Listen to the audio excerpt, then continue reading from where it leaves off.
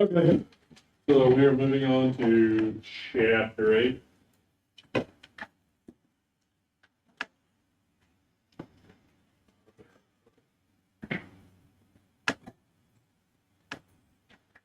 Ethics. Ethics are broken up into a few divisions. First one has to do with your morals, those are your social, religious, or personal standards of right and wrong. Everybody's morals are going to be different. What I think is right, you might think is wrong, or vice versa. Ethics are a branch of philosophy that address questions about morality. The rules or standards that govern conduct of members of a particular group or profession.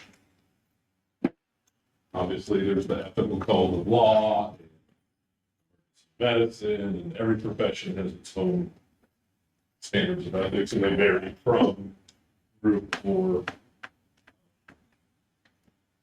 position to position. Relationships of ethics to law and religion. Ethics, not the same as law.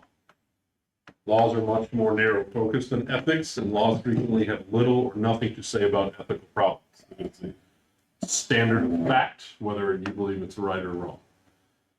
Ethics have to do with that whole thing that people vote off of. That's a good idea of ethics. Law are impartial, consistent procedures, methods to identify and balance conflicting interests. Ethics cannot derive from a single religion. Religion can enhance or enrich one's ethical principles and values. And we're not getting into the debate. I'm just using this as a example. The whole gun law thing, abortion, or all of those all have to do with people's ethics. And again, what you believe religiously, if you believe in religion, can base what you believe ethically. There you go. There's a Venn diagram. Making ethical decisions. Ethical relativism. Each person must decide how to behave, or whatever decision that person makes is okay. Ethics and morality obviously have overlap. Professional ethics go beyond what one individual thinks is right or wrong. It's more what one person thinks is right or wrong in a specific case or scenario.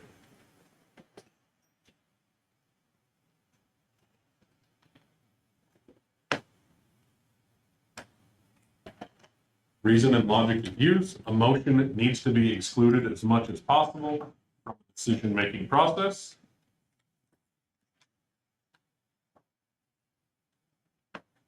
I believe people should just fulfill their needs. Whole staff, come back here and read this slide. Jackie and Corey, can you take those? And Casey, can you take those to your respective groups? Thanks. Consequentialism. Actions can be judged as good or bad only after we know the consequences of those actions. I don't believe in that. It's kind of like, I'm going to punch you in the face, but I want to know what's going to happen if I punch you in the face before I punch you in the face to see if punching you in the face is worth it. Will I get in trouble or not? Yes, well then I'm not going to. That is an example of that. Code of ethics, honesty, objectivity, integrity, carefulness, openness, legality, confidentiality, and responsible publication.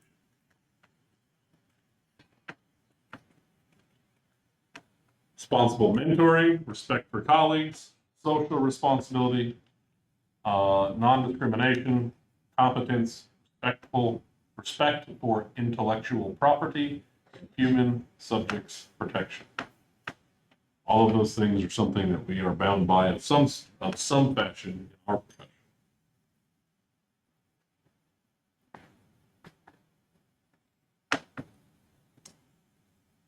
Paramedics exemplify principles and values of profession. You need to understand and agree to abide by responsibilities, implicit and explicit, of the profession, whether you, and that's the whole thing with any job, but I can speak from firsthand here, Whether you agree with decisions that are made from an administrative side, you either understand and agree that you may not agree with the idea, but you agree to follow those responsibilities. And if you don't, then you become unemployed. Common sense really helps in resolving conflicts. I feel like the longer people go in this profession, they lose a lot of that, which you think would be the opposite. But yeah. Fundamental questions. Number one, what is in the patient's best interest? I got in a debate. My favorite thing is debating with people who can't do what I do. I will waste so many hours on that making me look dumb. Because I really think it's hard for someone who can't do what I do to tell me that I'm doing something right or wrong. That's like me going to an aircraft mechanic. No, that's not the right word to use, right? I'm not a subject matter expert in it. So I think it's really asinine for people who are and this is no disrespect to anyone. Please don't take it that way. But I think it's really asinine of people who are EMRs or EMTs to argue with me about what skills or things are considered elective procedures or what is in the best interest of the patient or what are, what's the term that she used?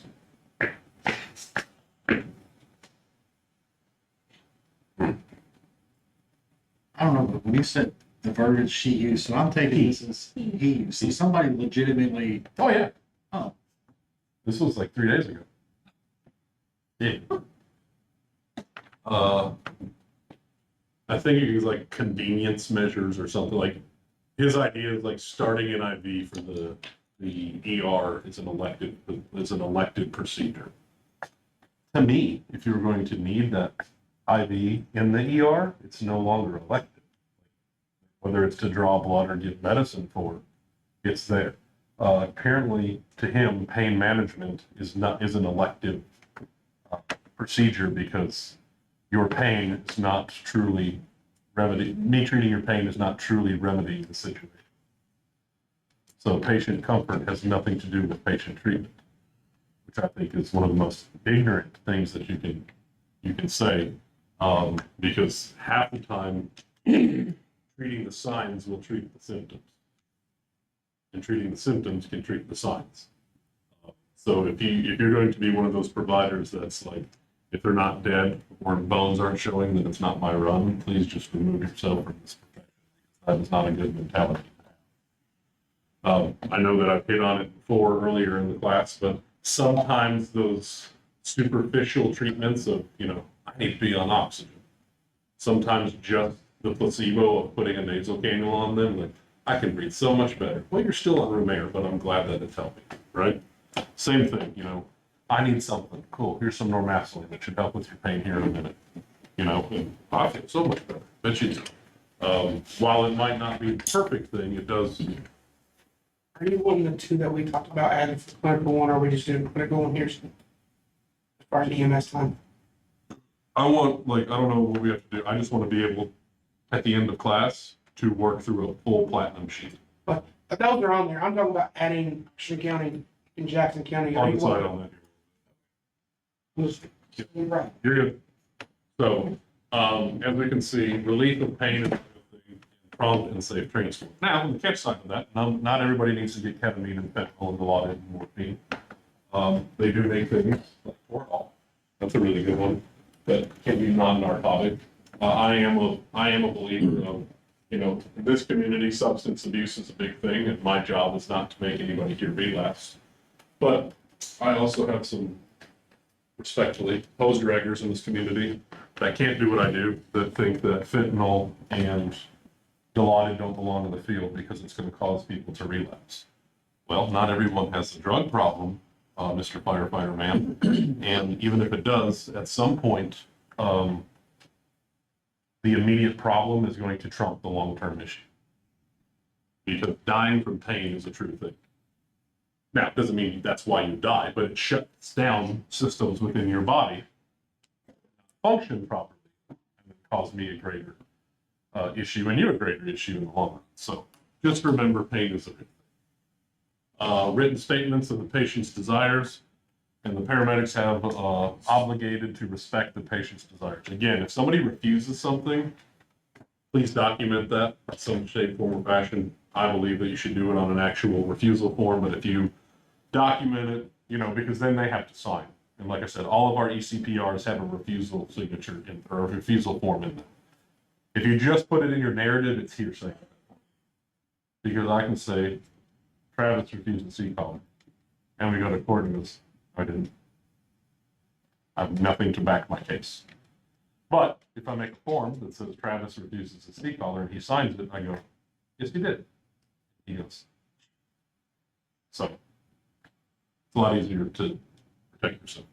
Be cautious in accepting family's description of what the patient desires. Again, a lot of their wishes or a lot of their description is going to be what their wishes are for that patient, maybe not what the patient's wishes are. Fundamental principles, obviously do good, no harm. Beneficence, doing good, patient's obligation or a paramedic's obligation to a patient, like we discussed earlier. Malfeasance is doing harm. Non-malfeasance, not doing harm, but you're not doing good either.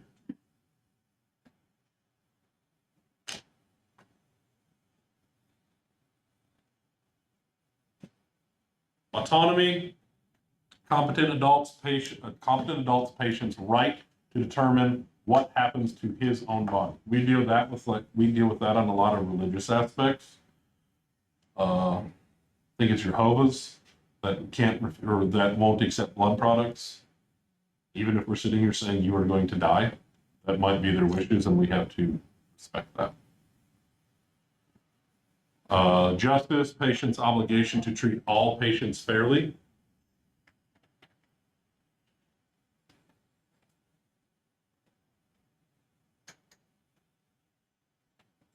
Resolving ethical conflicts, institutional review boards, IRBs, protect rights of subjects in research projects. To reason out ethical problem, the state action is a universal form. They list implications or consequences of action, and they compare them to relative issues. Full transparency, 3 or 4 years ago now. This year over here? Yeah.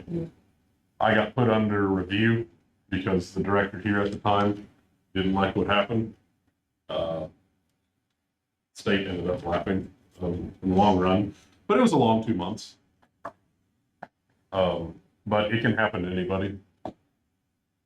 But again, what they do is they take all the information that was from that party, they take all the information from myself, they take all the information from third parties, see which part of his narrative was correct, see which part of my narrative was correct, put it up against the unbiased narrative, and then make a decision of what should, can, or is going to happen.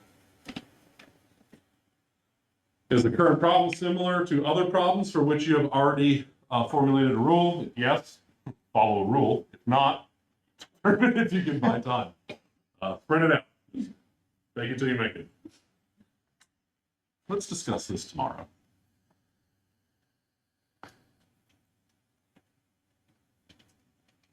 Impartiality test. Would you be willing to undergo procedure or action if in patient's place? And that's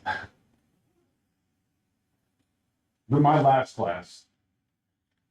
And this is no disrespect to another service, but my last class was full of a bunch of ex-Yellow employees. And it's no disrespect to those that have worked at Yellow by any means. But to say that oversight was loose would be an understatement. I think we can all agree on that, anybody that had exposure to Yellow. And everybody's thought process in the early stages of class, start 16s and get them to the hospital. Till it came to IV day. And not one of those people wanted a 20 started on them, let alone 14 or 16. And it's because they could, not because they should, because they thought it was the cool thing to do. It's no longer the cool thing to do if you don't want it done to you. Those people, that conscious IO people, I can tell you from being in my medic class and having a classmate conscious IO me, not a pleasant experience. But yet they're all for it to do it. Well, I couldn't get a line. Well, that's because you suck at IVs. Do better, right? If you're not going to conscious IO yourself, we should probably explore all measures before we conscious IO the patient. So that is the one thing that that I want to stick with you, is what you're doing or thinking about doing to this patient, would you do to yourself or like to have done to you? If the answer is no, find a different avenue.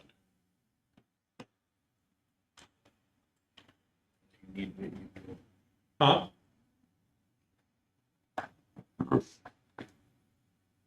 Universal test. Would you want the action performed in all? Would you perform this action in all similar circumstances? And then interpersonal justifiability. Can you defend or justify your actions? Now, there's always going to be an exception to the rule. There's always going to be someone that you can't get an IV on. We can sit here and play the what if game literally for 10 months and not cover every topic. I'm not saying there's not exclusions to the rule, but you better be able to articulate really hard in this interpersonal justifiability test of why you did or didn't do something. And if it's just because I thought it'd be okay, that's not a reason to do it.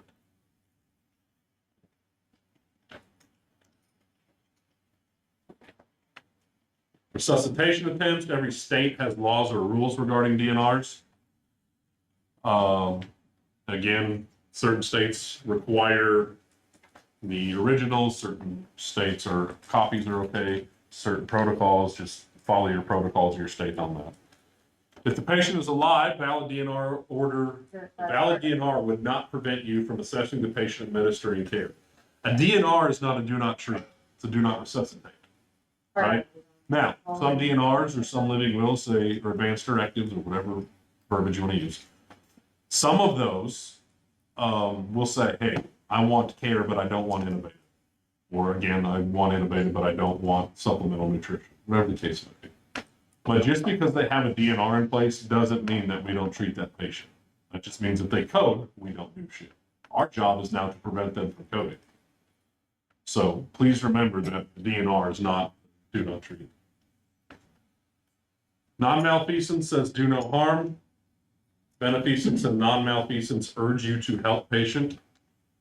DNR order must meet state and local requirements regarding wording and witness. Again, ours here must have a valid doctor's signature along with the patient's signature.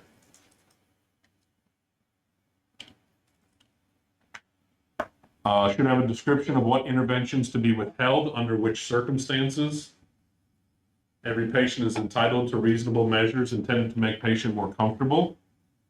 And family and loved ones are entitled to emotional support from EMS providers. It's one thing that I do on all deaths is I will ask them, is there anybody we can contact for you? Family, chaplain, whoever. Is there anyone that we can contact for you? Because we can't do anything for the patient at that point. Our next patient needs to be the family, and not in a documentative sort of way, but in an emotional or supportive way. What can we do for you? Where does hospice and palliative care fall in these categories? As far as what? Like, if we walked in and then they go, this is a hospice patient, is that something that would fall under a DNR automatically? No, Technically, that's supposed to be end of life care. Well, it's supposed to be, but I will tell you, this county is known for having people who are on hospice that do not have DNRs. They use it for pain management. Yep. And it's way better coverage than any type of Medicare, home health, Medicaid, home health. I mean, there's people in this county that have been in a hospice for 5 or 6 or 7 years. They also changed it so hospice patients aren't required to be terminal. Yep. It can be long for long-term comfort as well. They don't have to be terminal for it. So just because people are in hospice doesn't mean that they have this terminal disease. It could just be that they have a chronic condition that needs continuous care. So hospice is transitioning from that.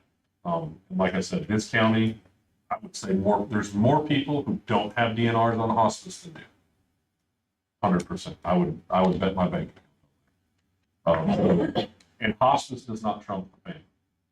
So if we should not be, if it's an end of life situation, EMS should not be involved in the hospice. Why hospice is involved. Now, there's some people, family members that panic that end up calling 911 anyway, and then we show up, they're like, there's hospice services on the way, and you go, now you've just opened a whole new can of worms. You know, or even deaths. You know, coroners cannot get involved in hospice patients unless there's some idea of foul play. And, you know, that's one thing that we'll get sent across town, asses and elbows to find out that they're a terminally ill patient on hospice and they passed and the family freaked out, which that part's normal, right? But we'll get there and we'll be like, listen, they're a hospice patient. Unfortunately, there's nothing we can do. The patient's going to sit there until a hospice nurse gets there because arrangements are usually made, all that stuff. But yeah. The palliative care though is usually good. For like nursing homes up here and stuff, palliative care, like they're on the morphine and Ativan, and that should be.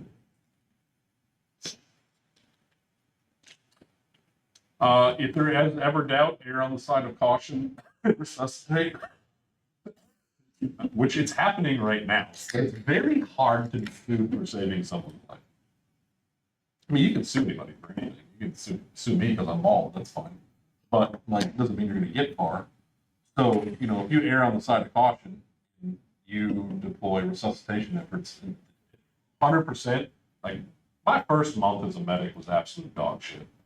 But like my first week or two, we got a call over here to the Beehive, which is like an assisted living. There's no nursing staff on scene. It's just like a big ass apartment building, like open forum apartment building for people that live together. Got called, cardiac arrest. We worked this. Flawless intubation, flawless side legs. Perfect. We probably went from CPR or resuscitation efforts to ROTS within 4 to 5 minutes. I mean, it was like first pulse check, we had it back on the strong. And Jess is my partner at the time, and I just hear it on the back door. Like, the fuck do they open the door? Here's their DNR paperwork. And any of you that know Jess, you just hear her go, loud, hiccup laugh out of her. And she's like, what is that for? She's like, well, we don't need that now. Like, what do you mean? She's like, she's back. I'm like, what? So then the patient's family's like, I'm like, you're welcome, first off. You're not going to shoot my ass. So don't be mad at me because Meemaw's still alive and you can't take the inheritance quite yet. But yeah, nothing came of it because what are they going to say? You saved grandma? Welcome. So, but they also didn't tell us she was DNR until she was no longer dead. So. Kind of moved it. If it happens again, I won't do anything. How about that? Kind of in a holding pattern now, because grandma's got a heartbeat. Follow your protocol. Confidentiality, obligation to patient to maintain confidential information. Every state has laws requiring certain reporting health facts, birth, death, all of those things. And some infectious diseases, and some of them are just quantitative numbers that, you know, when COVID was happening, we didn't know who, we just knew how many. We have 26 new cases. We didn't say, you know, Justin and Sterling and Jesse had COVID, it just said 3 of you do. You know, sometimes they'll report numbers in statistic form, not in descriptive form. Child neglect and abuse, that must be reported. Elder neglect and abuse must be reported. All of those things. And I'm going to tell you this too. If you're one of those people that likes to live your life out on Facebook, just because you don't say the patient's name, you can still be in violation of HIPAA, PAA, IPA, or HPA. So while I might not say Jacqueline by name or put her address, I can say, you know, we were called to a residence on Scott Valley Drive where we picked up a female for certain things. If someone can accurately deduce who it was from what you put out there, that is no different than getting on there going, Jackie at 1234 Scott Valley Drive had a heart attack, but I got her back. If they can deduce who it is, you're still in violation. So just keep your fucking attaboys to yourself. There must be a valid court order justification for breaching confidentiality. Clear threat to patient, by patient to a specific person. or probability of harm. So court order is going to be what? Subpoena, yep. Clear threat by patient to a specific person, that, intimidation, any of that stuff, that can be put out there. Probability of harm, magnitude of expected harm, alternate methods of avoiding harm. If it has to do with you had an interaction with a combative patient, you need a protective order. That's happened to me. The prosecutor's office put a protective order on me from a female that whooped our ass in the back of the truck. We didn't know about it. Steve and I were partners, and we got toned out. And they're like, medic one, call dispatch. We're like, clear. And they're like, you two can't go. We're like, what? We're up. They're like, yeah, there's a protective order. Like, by the patient against you, meaning we were the protected party. We're Why like, do that to us too? huh? And they're like, yeah, where she beat your guys' ass like a couple months ago, the prosecutor put a no contact order in place. I'm like, we're the only unit available. Like, we have to find something else. Like, we don't have something. This is a code 3 run, we're going. Luckily, while we were en route, the other unit became available and we called them like, this is the thing. Not trying to get our ass whooped again. And like, this is in play. But yeah, so I mean, there's sometimes that'll happen. Yeah, her sides.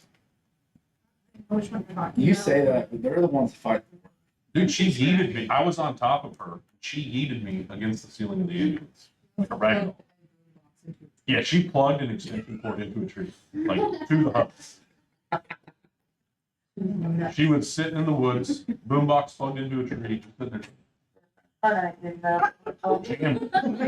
Fucking, yeah. And I'm all like, This is another police call, of course. They didn't leave. well, that run started as a shit show. Getting off topic like 3 minutes. They dispatched us to an address and didn't say anything about woods, anything about nothing. So they dispatched us to an address. We knock on the door. Police cars are parked out front of this residence. So we're like, this is probably it. Nobody answered. So me and Steve went sliding in this fucking house like Kramer on Seinfeld. EMS. And this dude's like, who the fuck are you? We're like, oh, so we're not here for you, are we? He's like, it's my goddamn house. We're like, we know, please don't. They're not in my house. Well, where are they? They're out in the fucking woods. Have a good day. Like, so that was how we started the run. Yeah, and then we have to hop 2 fucking cow fences and go through briar patches to get to this chick who's out there listening to Yanni's greatest hits plugged into a fucking oak tree. That's how the run started. And she's out there just sipping on some dark eyes vodka, enjoying life. I love this. And then we made it back to the truck, had to bring a boombox. And so we put her in the truck, and this is where shit can go sideways real quick. We put her in the truck and put her on the stretcher. And Steve and I, like, my door is open. Goes, well, Old Faithful. It's got a sliding door, right? Door's open. We're outside talking to PD, because PD's been dealing with her for like 45 minutes. We just wanted her contained. She's in there. She's in the truck singing. Right? Out here talking to PD.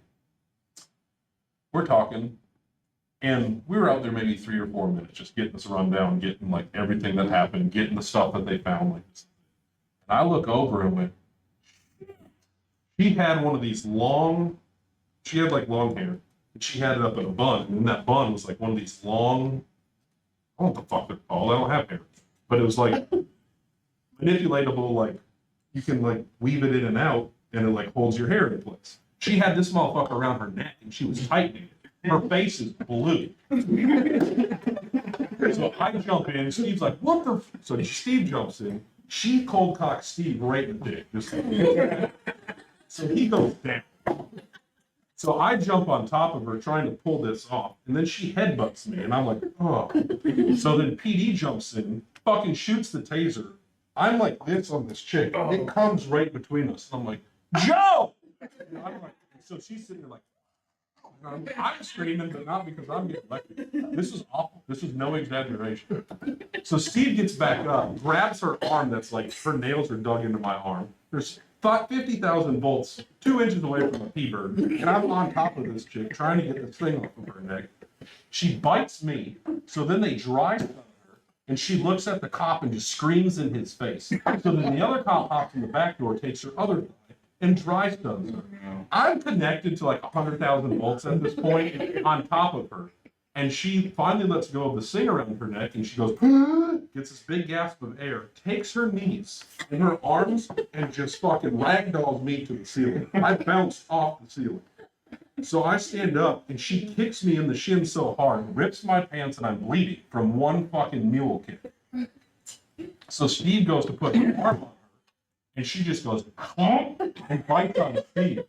And then Steve bopped her in the noggin and then like drug her teeth out of it. It was a fucking clusterfuck. It was a Jerry Springer show. A 12 by 8 foot box with all the, she got tased 7 times.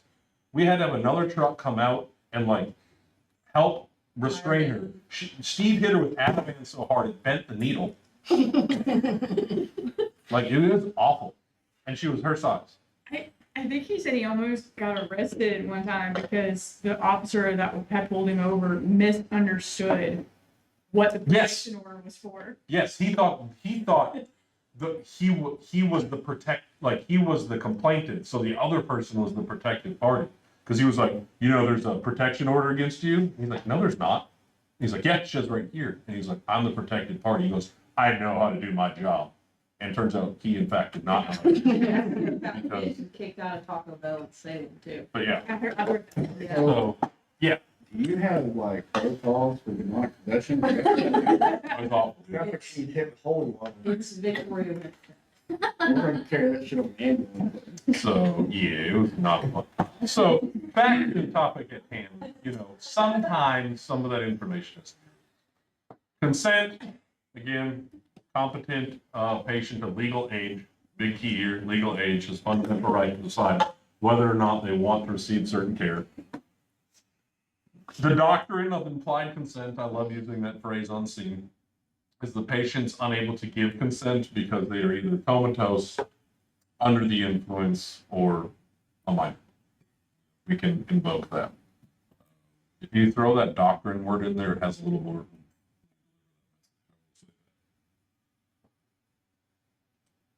Allocation of resources, civilian triage, most seriously injured receive most of the care based on need. Military triage, help least injured first.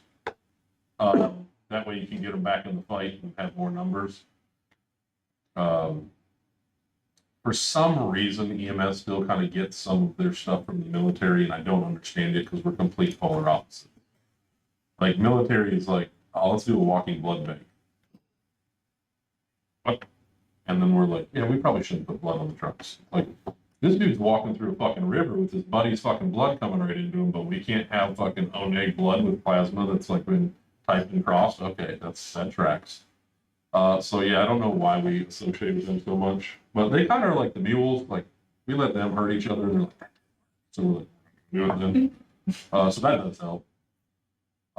Resolving issues from allocation of scarce resources, examine competing theories in light of circumstances, and that can be a plethora of things from, what you've got for availability of units, what you've got from availability of actual equipment, who gets what to use, are there any alternatives, things of that nature.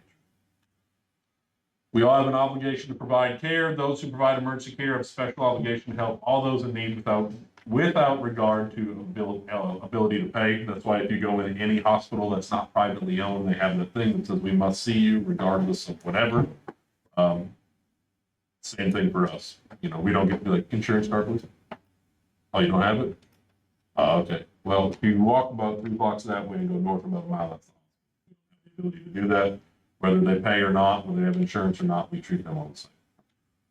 Act in the patient's best interest, even when it's against HMO's economic interest. Yeah, we don't call and get pre-authorizations. Yeah, I'd like to chest tube your patient. Will that be covered? Like, we don't do that. Good Samaritan statutes in every state in the United States.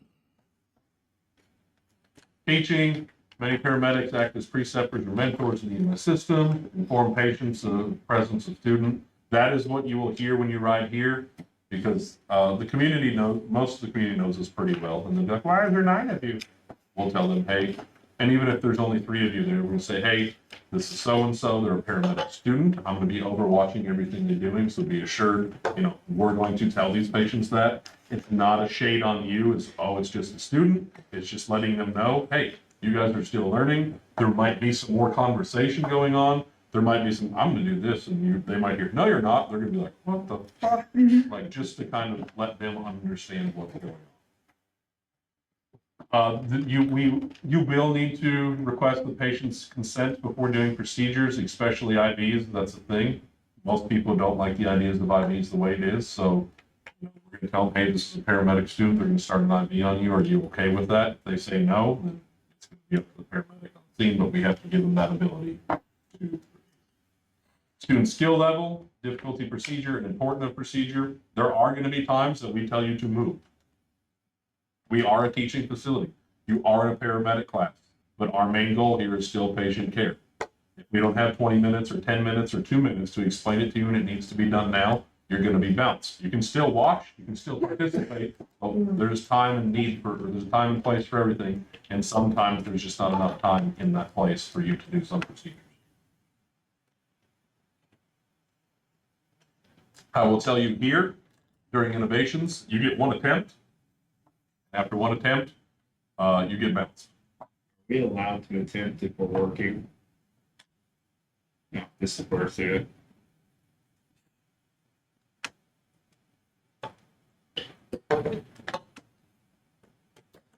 Professional relations, paramedic answers to the patient. As the physician's extender, paramedic answers to the physician or the medical director. As an employee, paramedic answers to me. Whoever's not. Physician orders or something paramedic believes contraindicated. Physician orders something for ethical issues. If you believe it's contraindicated, that happens more frequent than you think, especially here, the particular doctor. That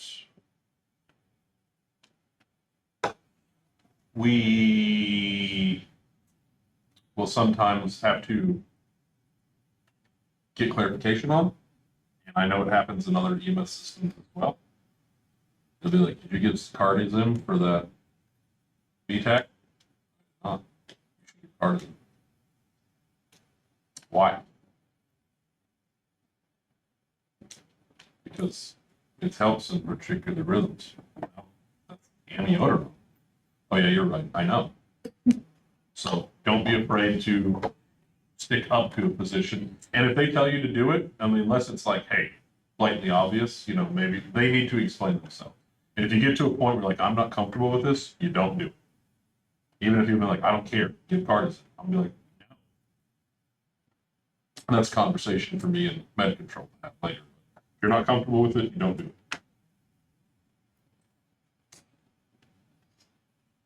Ultimately, paramedic must determine how a patient's interest is best served. It's important to understand no matter what decision he makes, you will have to defend it.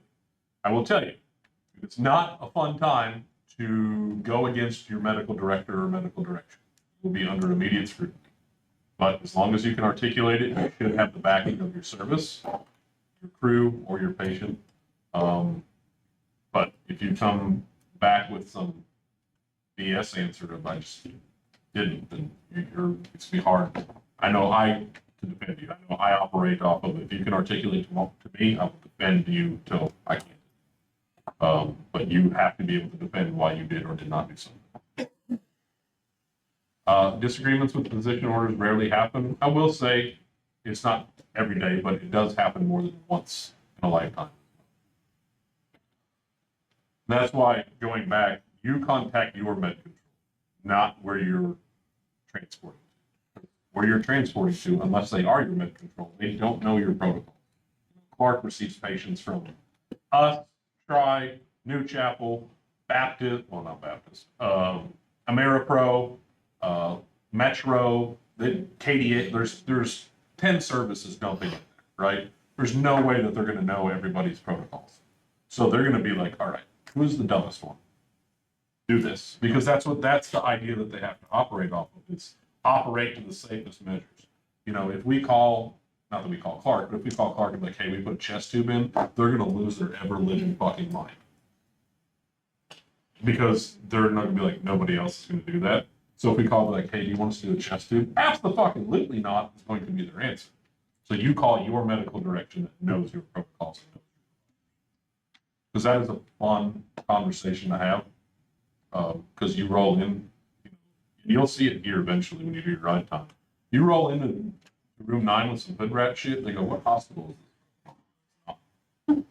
Huh? Not from a hospital, this is a field run. No shot. Then where they get the chest tube? You did not do that. Why are we arguing? Why am I going to make this up? So you did that, yes. We also did an ultrasound that confirmed it fast. No, you didn't. Oh, that is valid. Thank you. I know. It's you'll get that. But you argue with a lot more doctors, the more progressive you get. Kind of fun sometimes. The goal of research is to help future patients by gaining knowledge about specific interventions. We are regulated by research. 15, 20 years ago, lidocaine was first round cardiac. And then they realized, if you like asystole, lidocaine's your drug. Let's try epi, right? Now epi's like, gets your heartbeat back, kills your brain tissue. So now they're doing something else. That's just how research works. We continually we do research. Vasopressin is just a pressor. It has nothing to do with the actual electrical activity of the heart. We use vasopressin here in resuscitated arrest because it's the less demanding on the conotropic and domotropic effects of the heart. Wasn't it allowed to for the second round? And Second round, yeah. But that was on the idea that epi got heartbeat back, so let's quickly give it a pressor to give that pressure up to continue to produce. Had nothing to do with the actual excitability of the heart when it comes to its electrical activity. Any questions about any of this? You can take a few minutes.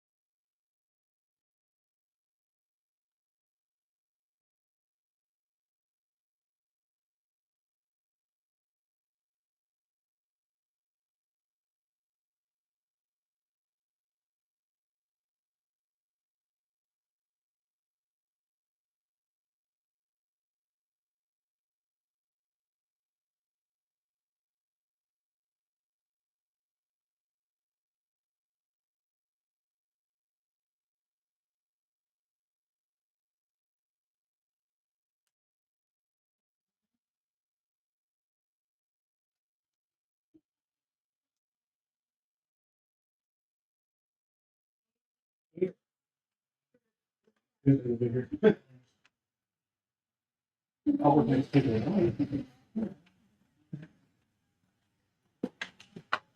not mistaken.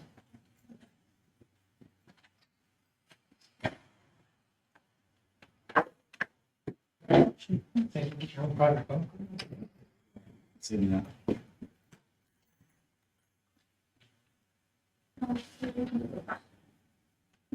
Are you guys hiring extra trucks for Floyd County? And then, Or is it just you guys? I can tell they got 3 open spots and need food right now because I sent a text message. yeah, it's additional slot. Yeah. Long term, they're wanting to be 24-hour slots for the trucks. But right now, we're having people fill in 12 hours. People?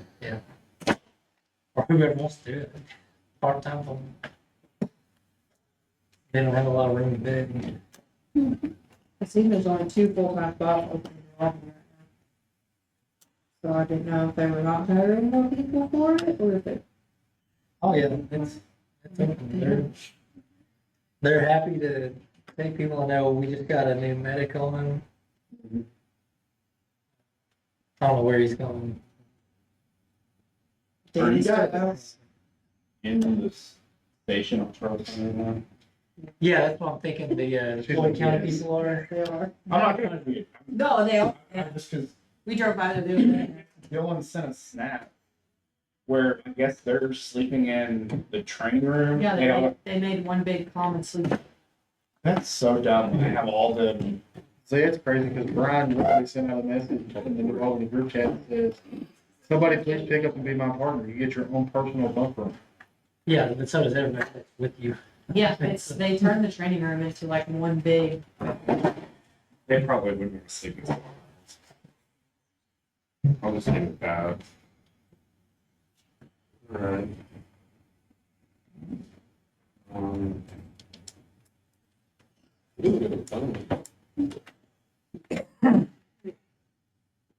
We have 2 more chapters to go. Are we not gonna go to the volume 5 ones today? The SD stuff, Mm-hmm. that was covered by. Like, there'll be brief stuff, but I'm not gonna get them.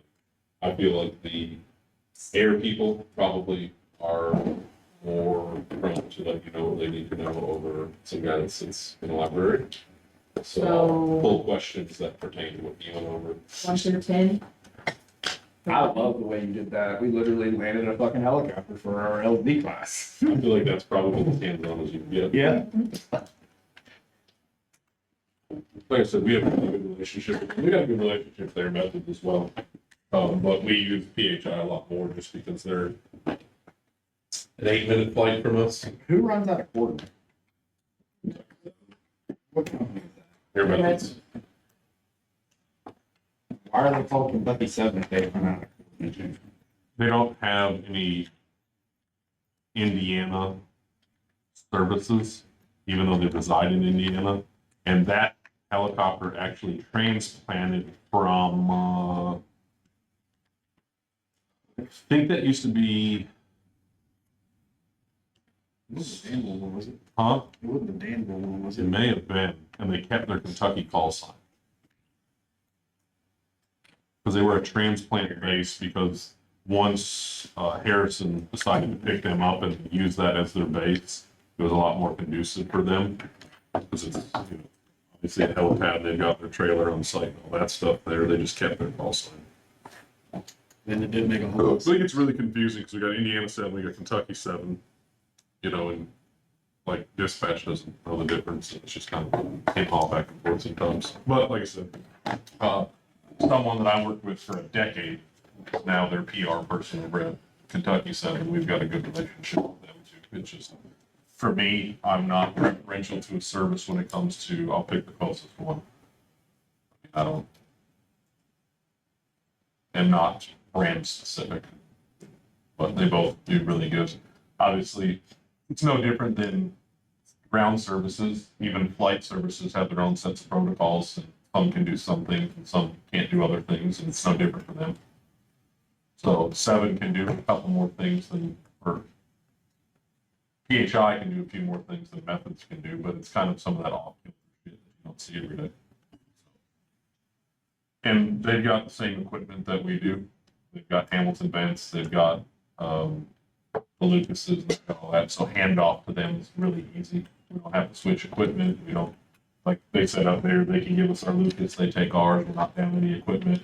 We don't have to change vent tubing or any of that stuff to transition to the vent, it's literally have to take ours and move over, and you're not unplugging tubes and losing all kinds of shit, so transition's really smooth.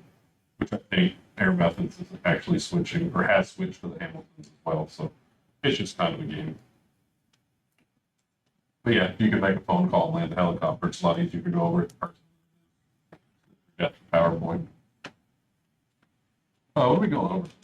Communication. That's good. Emergency medical dispatchers, EMDs, manage entire systems of EMS response and readiness. What was that? Wrap it down. Do you? Maybe one day you can be an EMD. Not every dispatch center is an EMD. I don't believe Clark County is. Scott County is. Washington County. They technically, by definition, they are, but I don't think other people have proper training. The difference is kind of,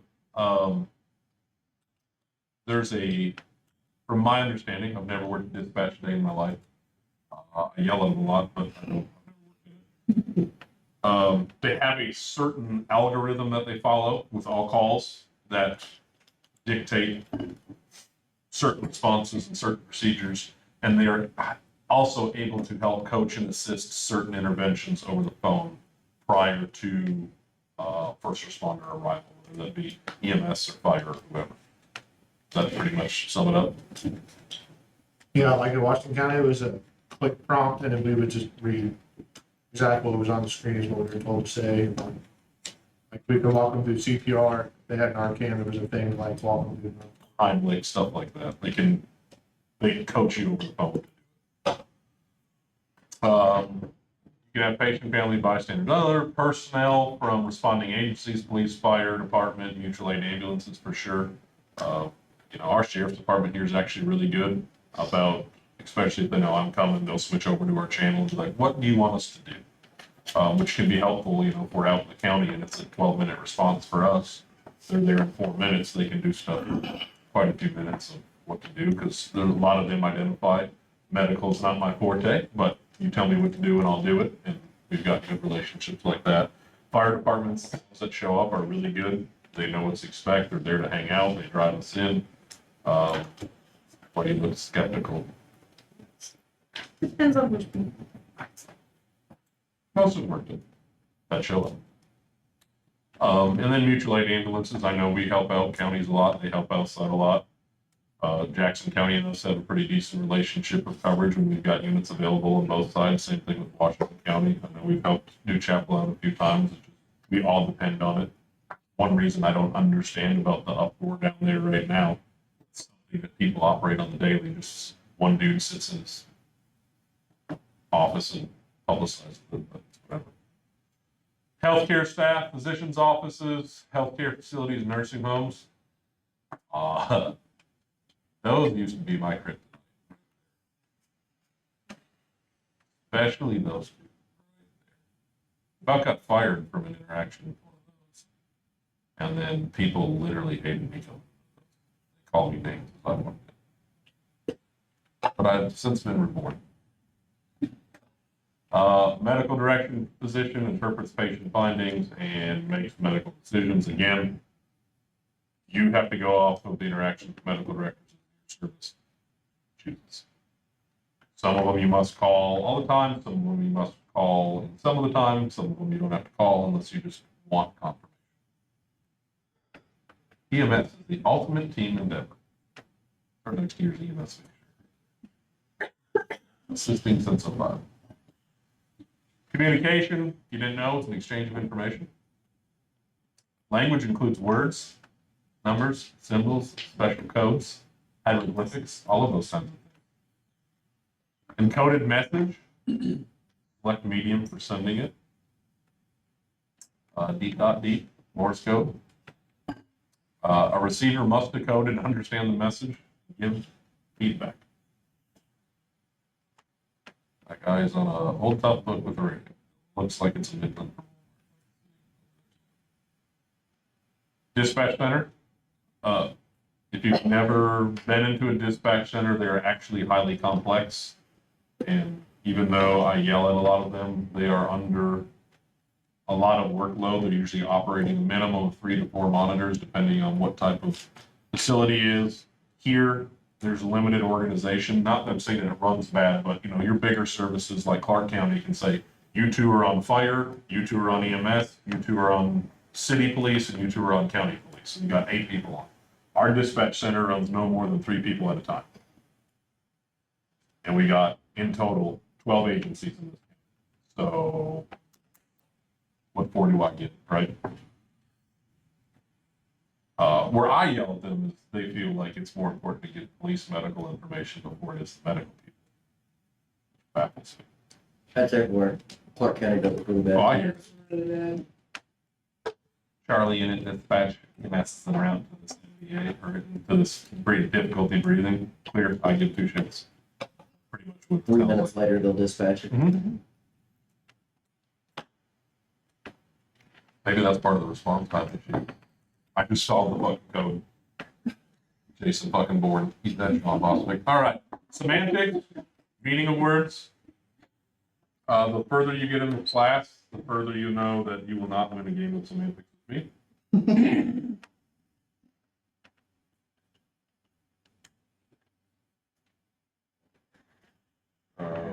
I will verbal jujitsu you. Technical communication hardware, communication is a language. USDHS, SafeCom program, plain English emergency radio communications. I know we kind of hit on this before. We went away from the 10 codes and signal codes, or they've tried to. NIMS kind of, after 9/11, changed a lot of that. I know I explained it before, but I worked on the police department in Florida, and 1050 is a traffic stop. 1050 up here is a motor vehicle collision, and especially, it doesn't matter on most day to day, but you have a complex chain of events where multiple agencies are now involved, and it can get really hairy really quick. So they've tried to go to the plain English. The problem is some people get too plain with that English, and it's not like they're talking to their homie from backwoods of Hazard, Kentucky, and it's not professional. There's a happy median in there that we should probably use. Reporting procedures, relay all relevant medical information to receiving hospital staff. I'm sure all of you have some way to transmit EKGs and vitals in Louisville. Do you guys use ESO or ZOL or ESO? Yes. And do you guys get feedback from the hospitals down there through like a hospital hub or anything? Have that I've noticed. Just so you have Norton, all Norton, or just like Norton downtown? So Audubon, Suburban, and all those, you'll get that. You can see what the patient outcome was, Bell Cinemas. whether they reported or not. Yeah. We haven't gotten working in a long time. Well, all of our outcomes. Huh? All of our outcomes aren't working right now unless you're captain. Why? No. Permissions type deal. That's everything. It wasn't like that. Yeah. But like I still get new outcomes from people that took you about like 2 years ago. Really? So, I mean, that's one thing that I think sucks from an EMS side of things. Up until recently, we just dropped people off at the hospital, and unless you knew someone or knew someone that knew someone, you're like, what happened? I don't know how many times that my staff would be like, what happened to that guy that we got in the hospital? Yes. Have you seen an obituary? No, that's a good sign. I don't know. I mean, just because it's typically only one-way communication there, but we are getting better. The problem is we use imagery here. We've looked at getting that hospital hub on our end. It's like 70 grand to implement that. That's fun fucking free. I'll just keep looking for obituaries. I don't know. Mounted type of information depends on the type of technology you use, patient's priority, and local communication protocols. Verbal communication, your standard format needs to be efficient, helps physicians assimilate information about the patient's condition quickly, and ensures medical information is complete. Again, whether you're calling a report to a hospital, whether it's radio or phone, or a helicopter, whatever the case might be, They don't need their full, when they were 12, they broke their ankle during a softball, they don't give two shits. What is happening right now? What was the call? What have you determined? What have you done? Where are you at? See you in 5. That needs to be your report. You don't need allergies, don't need any of that shit. Identification and unit and provider. Medic 6, Medic Olic on Medic 1 with Scott County EMS. That way they know who it is, who the provider is, and what company is bringing it in. Description of scene or what the complaint was. Patient's age, sex, approximate weight, and height can be helpful, but we don't always need that. Obviously, a broken leg, I don't know why their height matters. But it can on certain things, especially if you think they're going to surgery. You go to the U a lot or room 9, their patient height and weight can mean a lot. Chief complaint and severity, and a brief pertinent history of illness or injury. Again, don't need shit from 10 years ago. I need to know unless it's pertinent to what is going on. Did they have a stent placed 10 years ago and now they're having a heart attack? That's pertinent. Did they break their ankle 10 years ago and now they're having a heart attack? Don't matter. Pertinent past medical history, medications and allergies. Again, unless it's like a treatment that would be common for this that they have an allergy to. Like if we're treating a chest pain and they're going through a STEMI and they have an allergy to morphine, I will report that because that's a common drug that they're going to give for this. If it's not something that has to do with it, then we won't report it. Pertinent physical exam, treatments given and requests so far, estimated time of arrival, and any other pertinent history you might find. Radio transmissions must be clear, crisp, concise, professional content. I'll listen to the channel before transmitting. You don't know how to use the radio. You press the button first. Hold down the radio button the whole time you want to talk. You talk into the radio slowly and clearly. You're not an auctioneer. Right? I don't know if any of you ever heard police units run 27s and 28s. We should all be punched in the face because I guarantee you if I read you return that fast, you'd get pissed off quicker than a motherfucker. And then let go of the button. That's how a radio works. And if you guys could find a universal cadence, that would be great. Like bum bum bum bum bum bum bum bum bum bum bum bum bum bum bum bum bum bum. Speak in normal pitch, be brief, avoid codes unless part of the EMS system. I still agree with certain codes. 10-0, I think that's better than blaring. There's a dead guy on the side of the road, especially when you're out in public. Like here in this county, it used to be awful. Everybody that worked at Ace Hardware, I feel like in order to work at Ace Hardware, you must have been part of a volunteer fire department. Because anytime tones would go off, it'd be like fucking cicadas. There'd be 9 radios around the store going off, all at max fucking volume. And you'd be like, oh, like I never had to carry a radio in there just because I knew everybody else was. But you don't want everybody and their brother blaring, there's a dead guy on the side of the road because half this county's like, oh, what? And drive to that part of the road and be like, damn sure is, and then put it on Facebook. So I do think that there's some pertinent codes that can still be used. 10-0, 1070, 1050, I think all those are okay. But again, let's teach their own. Don't waste airtime. Again, we don't need a full dictated thesis going across the air. Protect the patient's privacy. Try not to say their name. There is probably a couple exceptions to the rule, especially when I use them commonly with frequent flyers. Like, we're bringing in Miss Spicer, and they go, motherfuck, and they just stop listening to the rest of my report. But, try not to do that. Use proper unit or hospital numbers and correct names or titles. I do believe that you should call people by their rank, title, or name, Instead of going McKnight, I feel like you should say Dr. McKnight, or even in any personal thing, you should call the people by their stature.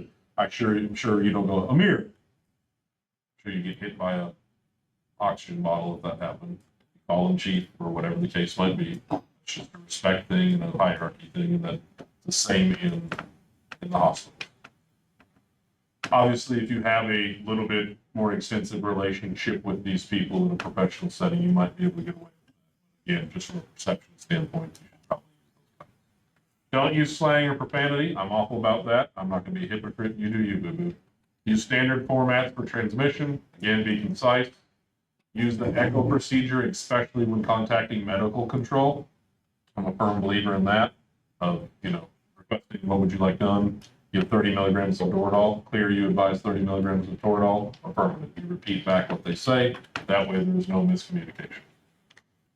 Write down addresses, dispatch communications, and positions orders. Obtain confirmation that message is received and understood. That usually happens just through radio communication. So if they answer you, they probably heard you. But sometimes dispatch, you'll relay information like, hey, I need a helicopter, and it's just fucking crickets. And you're like, dispatch, you clear on my transmission. Hey, affirmative, I'm on the phone. Well, bitch, I don't know that. Like, have to fucking acknowledge me. So, things like that happen. PCRs, written or electronic, mouse, keyboard, entered record of events, times, locations, agency, crew, medical information, all of that stuff. We know what PCR is. Be objective and write legibly. I know we have sheets here we use NIH for stroke that we have to scan into our run reports. We have flight forms that we use that's easier for handoff for the flight crews that we scan into our reports or upload a picture of. If you do have anything that you have to upload that is written on, please be legible in it. That way, anybody else that has to read your chicken scratch can decipher it. Thoroughly document patient assessment care. Use terminology accepted in the medical community. Illustrate your professionalism. And then there's a data dictionary that you can refer to. Again, my thoughts on acronyms and abbreviations. If you don't know what they mean. I feel like if I have to describe these things to you, we are at a different point in life. Not probably be in here. If I have to make the difference between affirmative and negative. Terminology considered plain English within the discipline in which it is used. If you want to be one of those cool kids that uses all the big scientific words, especially in like a hospital setting, especially in like room 9, make sure you're using the proper word or they're going to tear you apart. They're going to enjoy every minute of it. So, excel, show empathy, confidence, self-control, authority, and patience. Kind of those are,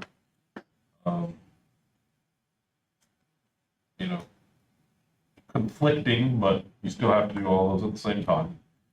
Use which skills, clinical experience, or which skills to use in any particular situation. You should know that. Sequence, we should know how this happens. You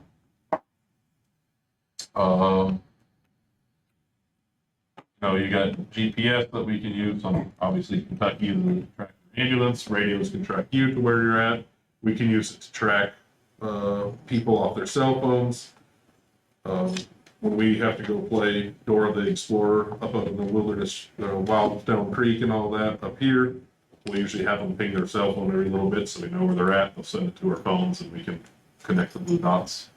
So they keep moving and then it's like a cat chasing its tail because they want to get out and won't stay still. VoIP, voice over internet. That's how a lot of phones are nowadays. And you've got the next gen. AACM are annoying as hell. Which they can be beneficial, but if you've ever left your phone on the top of your car and taken off and your phone skips across the fucking ground, you get toned out to a 1050 for a phone laying in the middle of the road. But, the OnStar and all of those things can be super beneficial, the ones that are integrated with the vehicle. They can give you precise locations, speed of impact, all of that stuff. Actually just did an update recently and we have stupid influx of them. Yeah, we've had, I think, 4 or 5 this week alone that we've played Where's Waldo out in the county just because they dropped their phone in their car while moving, so it sends to crash detection or something. We get them about every 2 hours. FedEx, people ship iPhones and turn them off. And when they spread the boxes, we get iPhone crash notification Maritime Road like every 3 hours, 2 hours. EMDs or dispatch centers are the first responder. They're the interaction typically first, unless we have the likelihood of driving up on the scene there, who they contact first, talk through all the stuff with. Priority dispatching, dispatcher follow established guidelines, determine the appropriate level of response. Some services operate off the idea that everything's code 3. Some are dictated code 1 or code 3 off of complaint, and then some are left up to the providers to dictate whether they want to go code 1 or code 3. All different types. Fucking DOS screens. Pre-arrival instructions can come from dispatch, emergency measures to carry out while waiting on EMS or other responders to arrive. Call coordination and incident recording are the EMD's main duties. Our support and coordination. They're the ones that contact. Is it something that needs multiple agencies? They contact police, fire, and EMS. Contact helicopters, contact coroners, they'll contact EMA, they'll contact whatever they need to do. They are the big support. Okay. That's one big thing right there, your relationship with all of these, especially your medical direction, your service provider is based on trust. The more you can show that you're confident and listen to directions and do all those things, the more you'll be able to get, I don't want to say get away with, but get in life or out of your profession, the more that they'll trust you, and you see that growing, especially towards the medical direction standpoint here for sure. At first they're like, who are you? And then they're like, oh, you're not retarded. Kind of off of that. And that goes for even provider level. The more you can bring in competent patients, the more they're going to acknowledge you and the more they're going to trust you. So when it comes time to say, hey, doc, we need to activate a cath lab, they'll go, all right, I trust this person, activate the cath lab, and they'll do that. They won't do that for everybody that calls and like, who are you? Last 2 times you wanted me to activate a cath lab, this is, endocarditis. So, based on trust. Transfer of care, give nurse or physician formal briefing. Contrary to popular belief, you cannot give reports to a tech and walk away. It has to be of equal level of care or higher. They consider nurses, and I'm not saying shade, but they consider nurses equal level of care, and your physicians are higher. So it needs to go to one of those 2. Handoff, patient's vital information, chief complaint history, physical exam findings, and treatments rendered.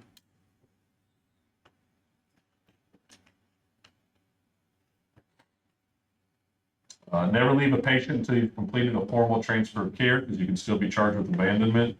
Even if you're in a hospital, you have to get a signature from someone. But on the flip side of it, it is a EMTALA violation if hospitals park you. So just keep that in mind. And PCR documentation with information about your transfer of care. I always try to include what room I took them to, at what facility, and what nurse or doctor I gave report to. That way there is no question about what's care handed off. Situational awareness and common operating picture. Important in EMS. They address how prepared paramedic and team are to perform jobs effectively. Again, once we get into the skill portion, your situational awareness will be tested. And it's not to say we're trying to trip you up. It's just you need to learn that you have to have your head on a swivel and be conscientious of everything that's going on. Is that thunder? Is that another motorcycle? No, that's a motorcycle. I got excited. No available system for EMS providers to access real-time information. That's true.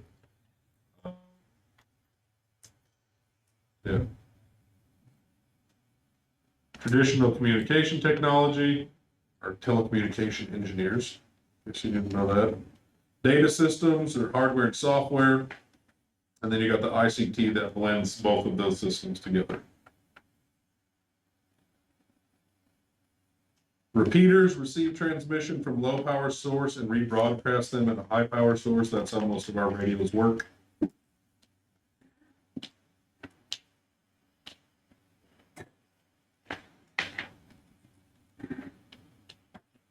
There is a picture of how it works. Obviously, whether it's a mobile or portable unit, it's going to bounce off a tower, hit that repeater, go as it needs to go, and it's going to make itself back to the dispatch center eventually. Dispatch center is just like an extended antenna to continue all the carrying of the message. You got UHF and VHF radios, very high and ultra high frequencies. Those are considered low band or digital radios. They penetrate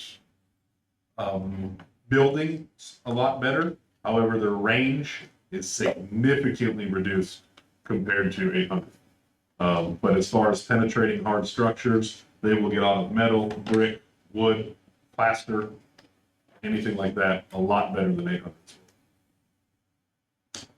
You have simplex transmissions, which transmit and receive on the same frequency, but you cannot do them simultaneously, meaning you can't have you and dispatch keyed up at the same time. It either has to receive it or broadcast it.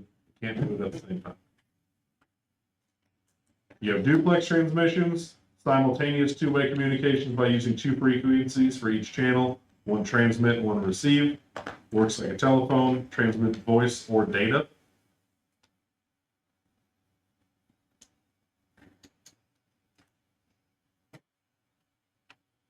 Multi-systems are duplex systems with additional capabilities transmitting voice and data simultaneously.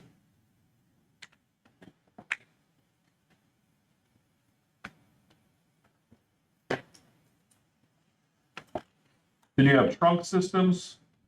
That's usually your 800s. They also make 700s, but those are kind of a specialized thing. 800s are commonly used in our area and probably most areas. They use cell phone frequencies and computer frequencies that route transmission to the first available frequency. So like here, on 800, it's going to pick the least busiest tower. So like here, we can hit off Fleenertown, Jackson County, Henryville, Jefferson County, wherever, right? And it's going to key up, and in milliseconds, it's going to say Fleenertown is the least busy, and it's going to bounce off that to hit where it needs to go. It has the ability to like smart pick itself. Because on the 800s, only so many radios can be keyed up at the same time, or only so many communications can be going through. So if you're like, that radio over there, it's got normal 800 frequency in it for the tower, but it can also use cell signal as a transmission case, which means that I should very rarely, if ever, get a busy signal. Because if it can't pick up a tower, it'll just do it over data. Digital radio, popular in emergency services. Again, that's usually a VHF or 800 side. Translates and encodes sound into digital code for broadcast faster and more accurate than analog transmission. Problem is the band is very narrow.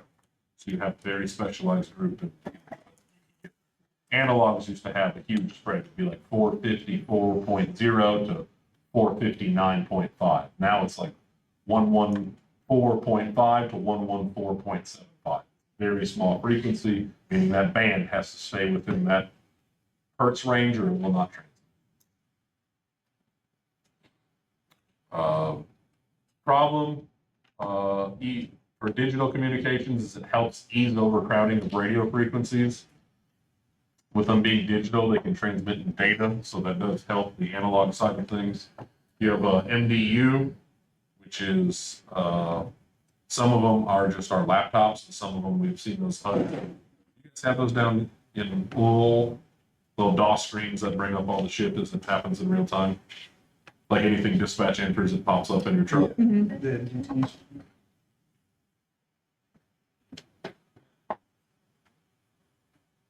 Voice communications will always have a place in emergency services 100%, whether it's en route or this or that. But we've seen a lot of services now go to that digital dispatching, which is just like a Siri voice.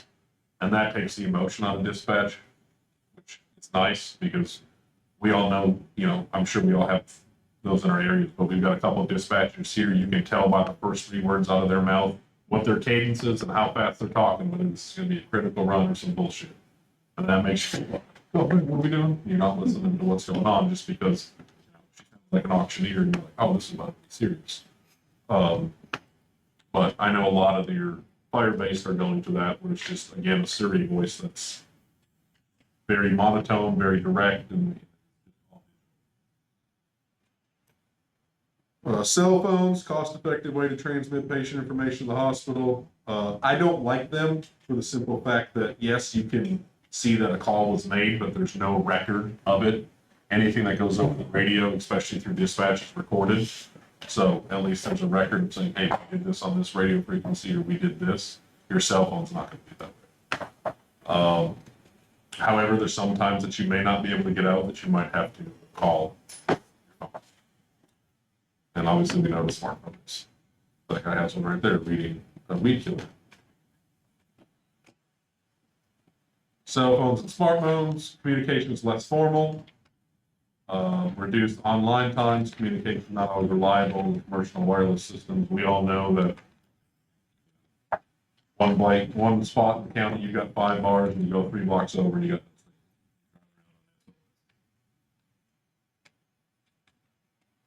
EMS agencies, priority access to wireline and wireless communication services. AT&T and Verizon have both done a good job with that. If your services have trucks inside the phone, they're typically on a network plan that gets priority signal. We experienced that back in 04, because that when Henryville and Washington County had the tornadoes, that, we couldn't get out, and that kind of was a big change for them to be like, we should probably do something about this, because there were so many civilians on their cell phones that it was crowding the lines, we couldn't get out. And then AT&T and Verizon, both AT&T head fronted it, and Verizon followed suit of saying, hey, if these numbers are registered and there's a situation like that, it'll actually bounce somebody else off the network to get you on. Washington County EMA's now they can send out a code to us, and we can, like, if we need a call or send a text, we can put it's like a 4-digit code in front of the number, and it kills everything in the area. Yeah, it's like a priority frequency that it's like a 30-minute downtime, I think. It's kind of like the Signal 100 on a radio. It's everybody shut the fuck up. Except no one's got control over it. You send it out, it's like a fucking EMP. Just so.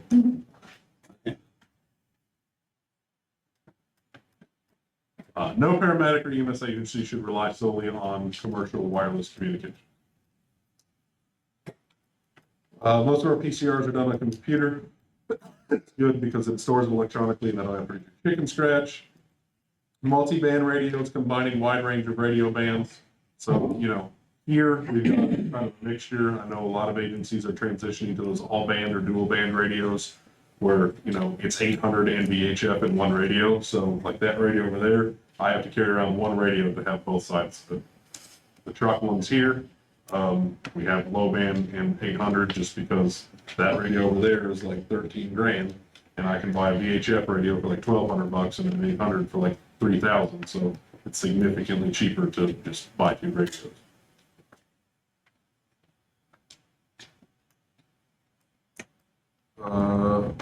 Medical quality video and imaging, use of video to send patient images from the scene. You're seeing that with a lot of these MIHs pop up or telehealth. That's the kind of biggest thing there. Telehealth's becoming pretty big. You have your urban systems that have high call volumes that can afford to deploy those people, and it cuts down on the transportation times as well. Like we stated before, a lot of people use the ER as their primary care physician, and they don't.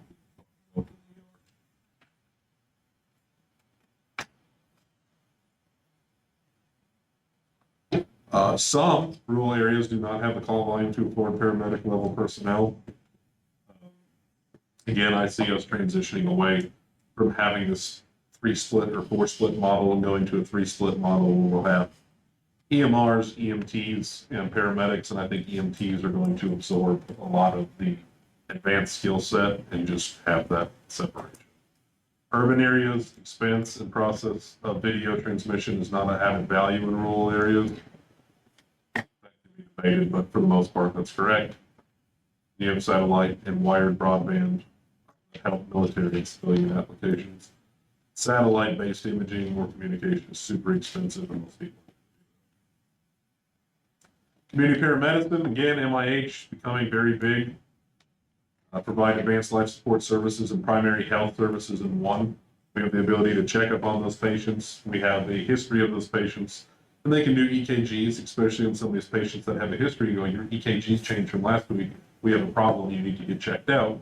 But again, we're used to being reactive, and we now have the ability to be proactive in EMS. It's a nice change. Preventative care. You can have those home follow-ups from hospital discharges and stuff, for doctors' referrals, and they can respond to some emergency calls without transporting the hospital. Your lift assists, your, sick person just wants vitals checked, instead of tying up resources, you can send those units out.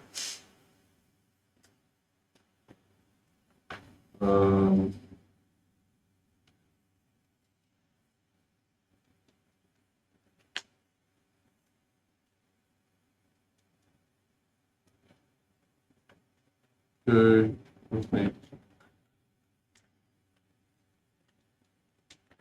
What? Robotic remote hazard suppression and patient. What the hell is that? Anybody know? Yeah, robot goes in and hooks up the patient. Drags him. Good IM or iRobot fucking running around here. I don't. If Maripro got something I don't know about down there. It's our R&D. Wireless vehicle systems, equipment, supply monitoring. In your bigger cities, you'll have those syndromic surveillance systems that can, realize an excess crowd of what's normal, or go in real time through CCTV and say, hey, here it is, monitor it in real time. I know a lot of your big cities with crime, your Philadelphias, your Chicagos, your New Yorks, your Detroits, they have, and Europe kind of invented this, but they've got CCTV that will listen, Big Brother's always listening. But where if they hear gunshots, it'll automatically record it like a 2-mile parameter and be on like a full record for I think it's 30 minutes to monitor everything out of it. That can help with some stuff like that. It's talking about, on that, it's talking about like the robots that are in, These?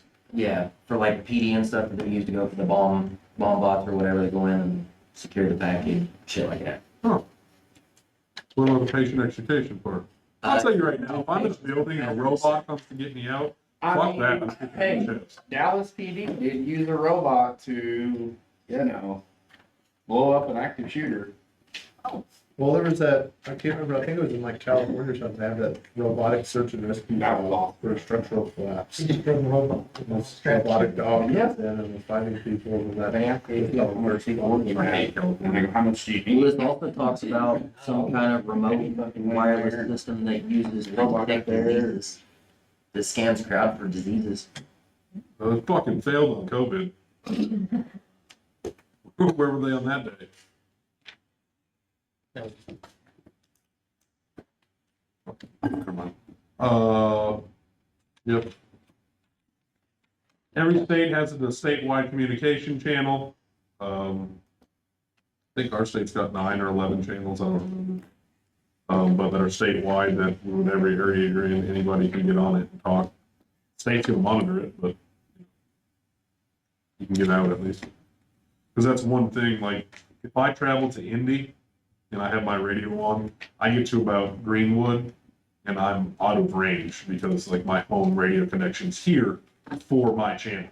But I can switch over to a statewide channel, or I can switch over to, IEMS or whatever and pick up the signal, but my signal, there's no reason I need to talk from Greenwood to here. So each channel's got the range frequency on it of how far it needs to talk. FCC, yeah, you'll get your pee smacked if you say bad words on the radio, especially on 800. They don't take very kindly to that. You get a nice email from dispatch, and then you'll get a nice email from the federal government that says, do not do this or you'll be fined.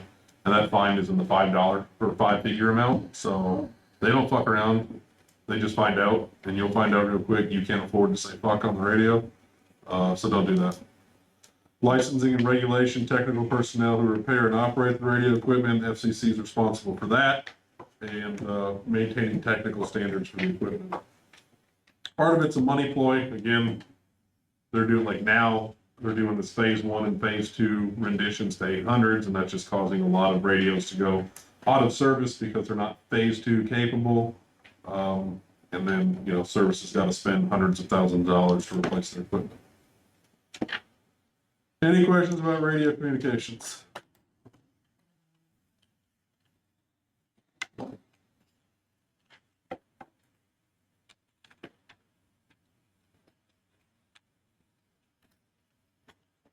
Version of it. I don't even know what is documentation. Yeah. What is a what? Lifespan development. You have this slideshow right there. I mean, we kind of went over lifespan development too. Lifespan development. Why is this file so big and it's 85 slides? And it's only Got like a lot of 4 pictures. pages. All right, we'll burn through this lifespan development very pretty quick. I think it's best to do with age of the population. And then we'll go to communications and then we'll do the, platinum thing to show everybody what to do.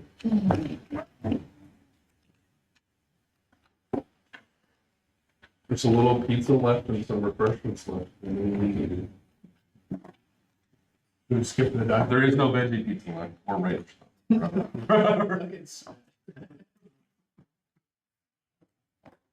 You said it from this game on. All right, lifespan development. We're not gonna watch any of these videos. If you want to, you can do it on your own time. If you didn't know, people change over the span of their lifetime. Probably the most important thing you can take from this one. You do need to know these developmental stages. You need to know the classification of all of these. I'm gonna leave it on this slide for a moment. I'm sure you can highlight it in your book if you have your book. Infancy, birth to 12 months, toddler 12 to 36. Preschool, 3 to 5, school age 6 to 12, adolescent 13 to 18, early adulthood 19 to 40, middle adulthood 41 to 60, and late adulthood 60 till death, 61 till death. You do need to know those classifications. Once we get into your clinical time, I have so nicely put that on the bottom of your paperwork because you will have to input the type of patient that it is. And when it says type of patient, it's meaning what age group are they in? Because you have a requirement, again, of be dealing with so many school age, so many adolescents, so many adults, and so on. I do think late adulthood is classified as period. Everybody good on that, or you need a second?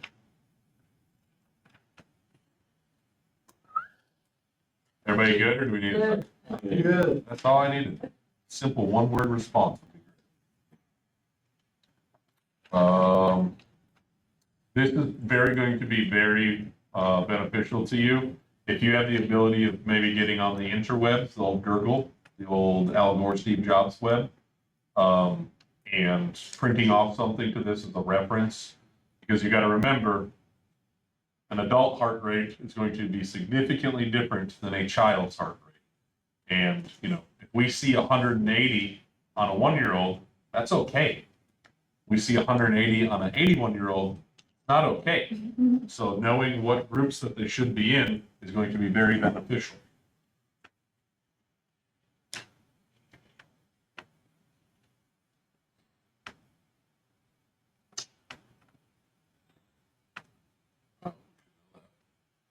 Initial respiratory rate for the cheer-ins are 30 to 60, then drops to 30 to 40, and then we get down to the 10 to, I think 22 is now considered okay in that adult.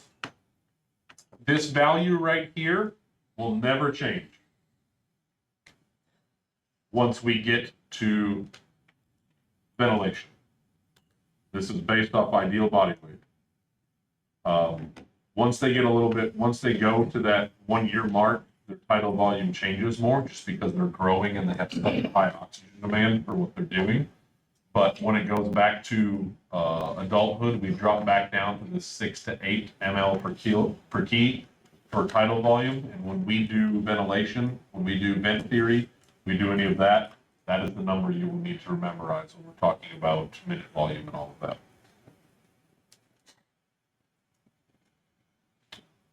Normal range for blood pressure related to age. Again, you need to know that. Systolic blood pressures increase from 60 to 90 at birth. You can see they slowly go up. If we get a 60 over 40 on a 3-month-old, we're okay. If we get a 60 over 40 on a 61-year-old, we're not okay. So again, knowing these values is important.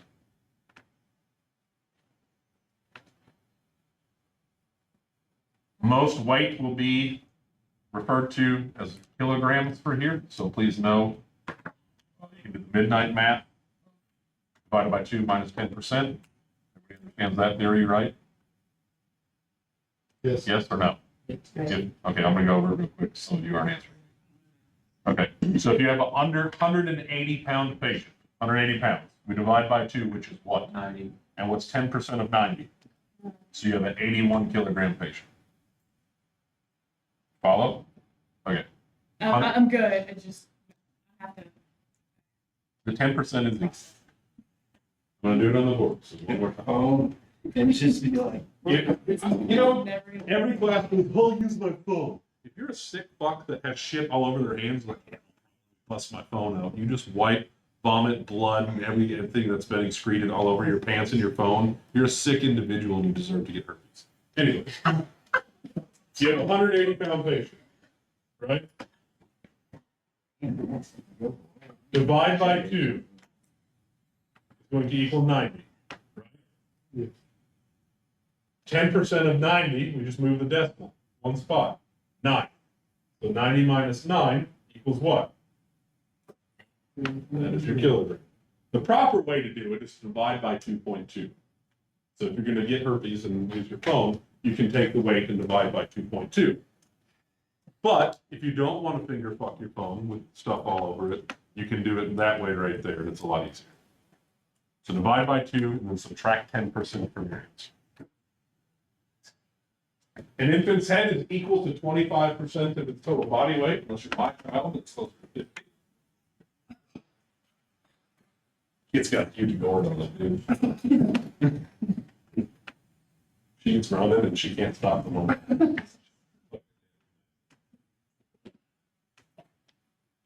Was that show Brainiac? It's like a little body and a big ass head. What else? We're not, we went through all of this in A and P. Do we need to review this? No. Okay, good. Please remember these reflexes. You got your Moro reflex when the baby is startled, it does this thing. That's your Moro reflex. It's like giving air a hug with its eyes really big.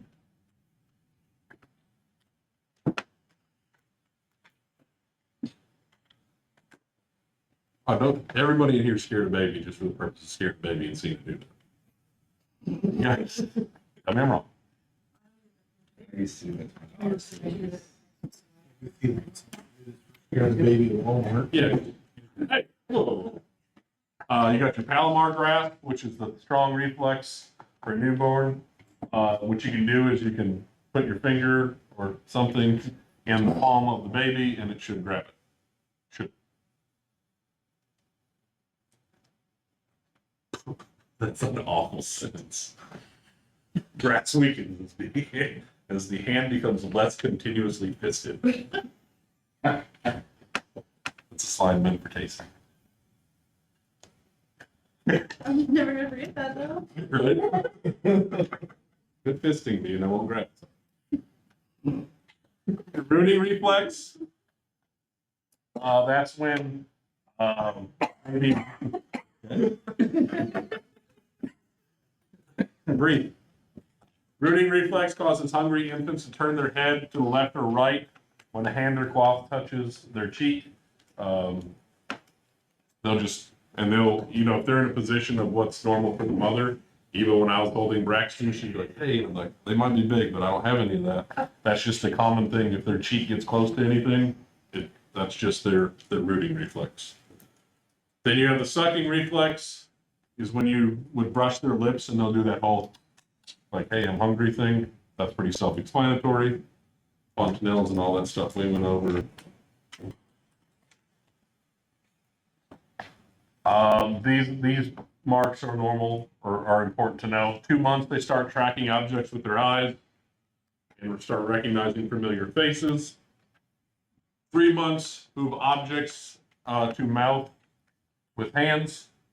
4 months, they start to drool without swallowing, and they start grabbing or reaching out for people.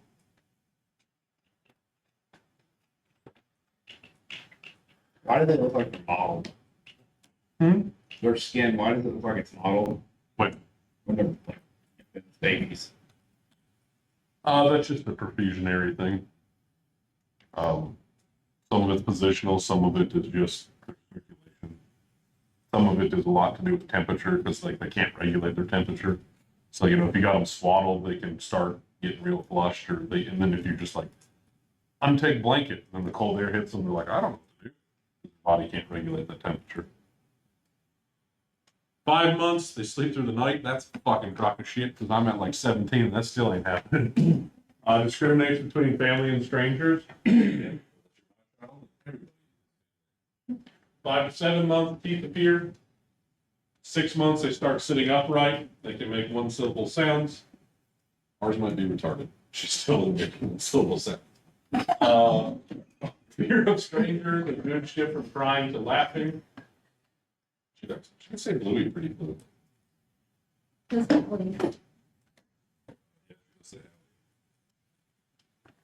She calls the wrong dog Hallie, but 8 months. That's also bullshit. Respond to the word no, sit alone, and play peekaboo. That we do. None of the other things happen. Because no to her is a yes. I mean, there's a That doesn't response. that doesn't change, I think. Yeah, no. The gender. Are you sure?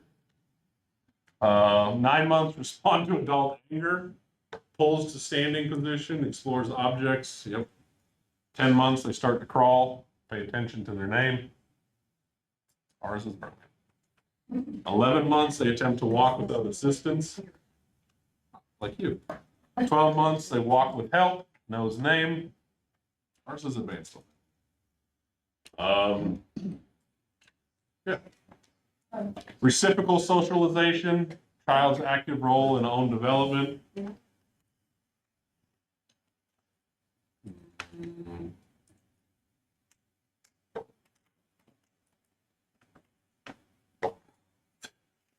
That's that whole like TikTok thing. I called for help twice. Yeah.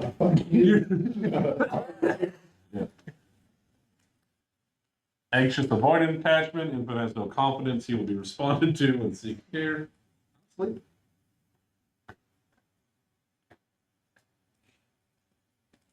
The scaffolding is big on childhood development, just kind of building on what they know, and they will continue to sit there and repeat that, and then they will build up. You know, I have climbed on top of this play couch, and I'm going to climb on top of big couch. Like, I know how to do that, so I'm going to focus on doing the other one. Difficult children, irregular body functions, intense reactions, and withdrawal from new situations. Check. You have a slow to warm up child, low intensity of reactions, somewhat negative mood.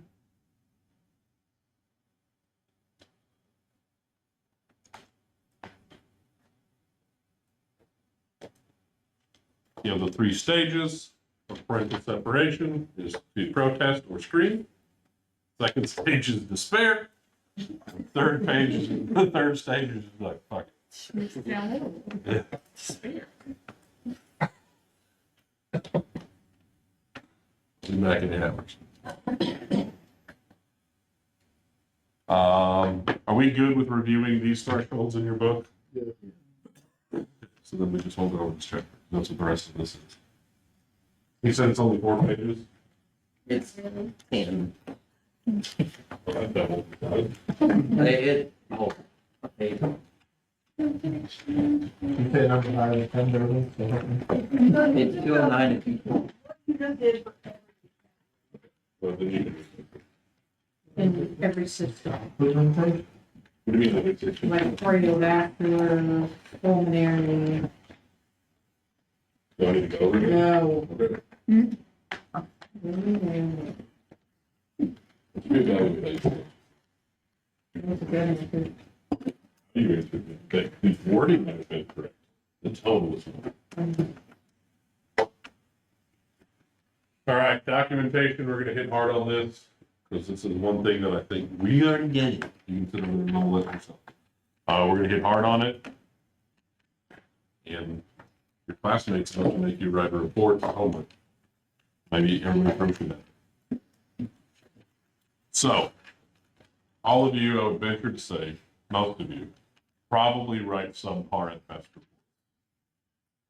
I said most. And that is just through habit. And I will tell you that, and in your defense, from the treatment aspect of things, you're fairly limited. However, you can go into a lot more in depth of presentation, interaction, and all of that. And that's one thing that I feel like you need to focus on. I'm not going over this PCR shit again.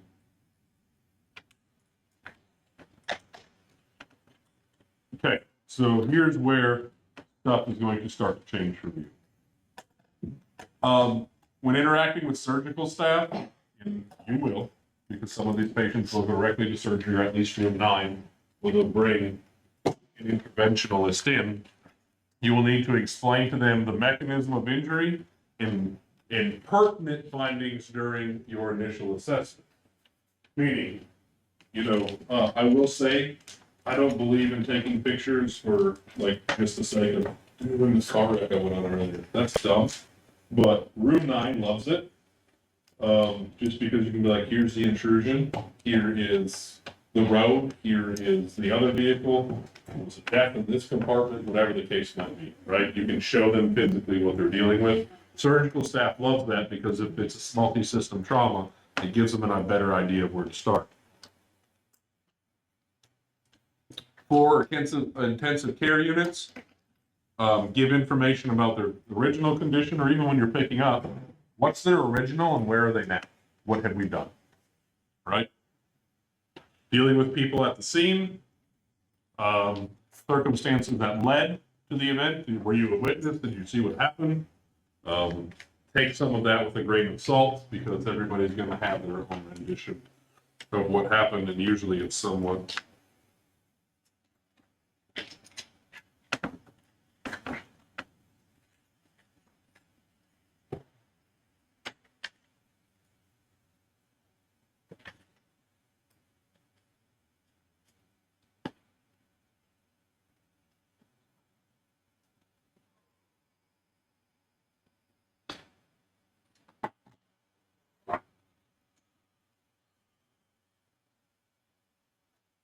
administrative side. We gather run response times, call locations, how often we use lights and sirens.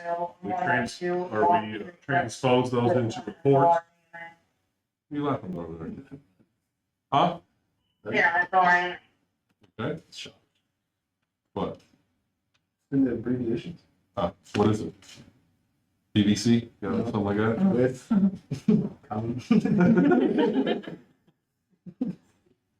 I probably would have giggled too. That's how we kind of, from the administrative side, when, we look at all of those findings for peak trucks, assessing additional units, trying to do it from a budgetary side of things. Are we lacking, sorry about your table, are we lacking in our response times? Are we doing well in our response times? All of those things to help the process. Research, I'm not going over. We did all of that already. Legal, again, run reports are super important to be completed correctly. At some point, if you make this a career, you will be subpoenaed at least one time in your career. Doesn't mean you'll make it to court, but you will be subpoenaed, and you will probably do a deposition of some sort. PCRs are a permanent part of the patient's medical record. Lawyers may refer to it when preparing for court. In legal proceedings, it might be the sole source of information about the case. Again, from an admin side, we probably get contact with attorneys' offices at least 5 to 6 times a week. Doesn't mean that we're like at fault. It just means, John could be suing Travis because, he hit him in the car case, and, it is our responsibility to provide that information, because that might be what they have to work on. Always write PCRs if you have to refer to it someday for a court proceeding. Fully believe in that. Again, it might be 2 years from now, so you need to write it to where you'll remember it. Describe condition of the patient when you arrived, during, status of arrival at the hospital, and your handoff. Document condition before and after any interventions, what it did, how much you gave. If it's weight-based, include the patient's weight. I'm big on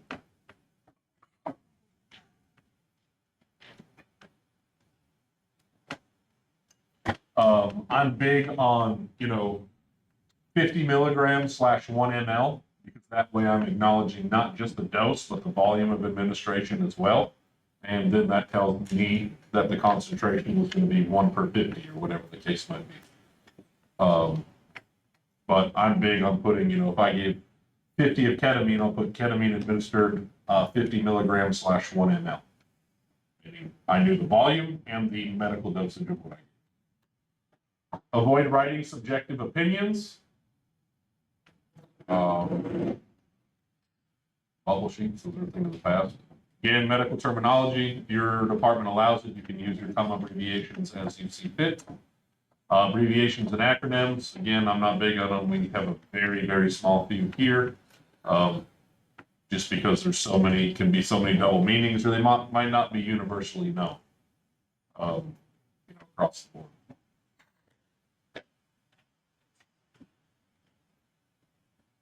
I don't even know how you do that on computers. You even know the key code to put that in? So I have to right click, No, you, like on a Word doc? like on my PCR. You abbreviate that. Like that, everyday care.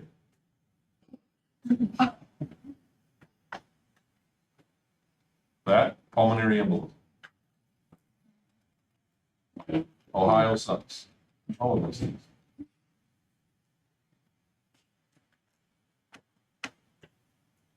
Female deer. Son of a bitch. I don't like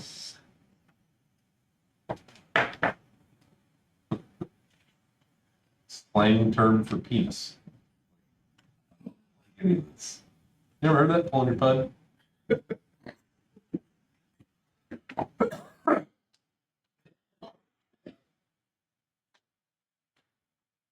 That's what I'm gonna start doing with my car.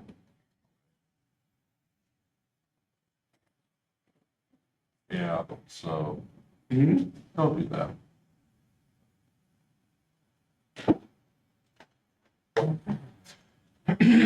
This is on page what?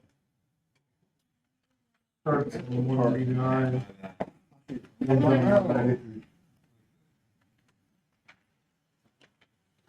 Time. Make sure you record your times. Some of your systems probably import a CAD, so you don't have to do times. Some of them you have to manually enter them. These might be to make sure they're as accurate as possible. We should all know what times we have. If you do have to contact medical control, make sure you document what time you received the orders and what time you carried out those orders. Document what you reported to the physician and or what was discussed. And again, document the physician's name. I don't know if insurance is done. Pertinent negatives, document all finding of assessments, even those that are normal. Negative findings, those are going to vary between each complaint.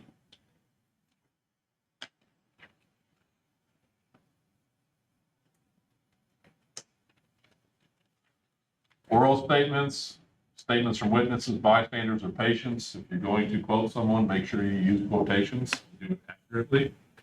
And crime scenes, document safety-related information or things that might have altered your normal habits.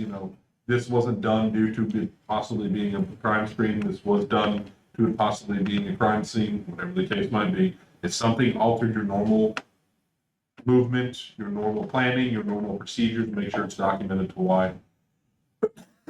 Document all resources involved, EMS, fire, law enforcement, physicians that were contacted or for some reason unseen, air medical services, again, use their unit number. You don't need their wing number, their tail number, HM 405 PI or anything like that. Just Indiana 7, Kentucky 11, all of those are fine. Include all relevant information, exclude superfluous information, complete both narrative and checkbox section. Your narrative should be your core of documentation. Just because you've used checkboxes or drop downs or whatever, doesn't mean you don't have to include it in your narrative. You can double document some of that, and most of it should be. Now, that doesn't mean that you need to write out every vital sign that you have taken, but you can refer to them at vitals taken at this time within patient's normal or minimal deviation from initial set obtained, whatever verbiage you want to use. Make sure information in checkboxes and narrative is consistent. Don't tell me in your vital section that they've got a GCS of 15 and then your narrative said patient could not sign because they're confused. Can't have both. So which one is it? Use proper spelling, approved abbreviations, and the proper acronyms. Legibility, again, if you have to write, take the time to write it out so it doesn't look like hieroglyphics. Avoid writing report in ambulance during transporting a patient. I know we all probably disagree with that, but we should be interacting and focusing on our patient. Sometimes if the patient's asleep, cool, but don't put all of your attention into the report. Make sure you're looking at your monitor and making sure that they're not trending one way or the other and everything is staying the same. Complete paperwork once the patient is transferred. After the call, try to get it done in as timely fashion. That means don't go back to your station, prop up in recliner, and your report not be done. Again, the longer you wait, the more you're going to forget things. If you make a mistake writing your report, simply cross through it, initial it, don't scribble over, don't try to hide it. There's an example. Did I go through these slides already? Did I? Why didn't somebody say something? We did. The other day we did it. Did I? So it started to look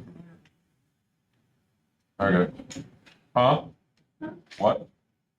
I guess it was like the first chapter. What'd you say? I said, are you still gonna get that paper?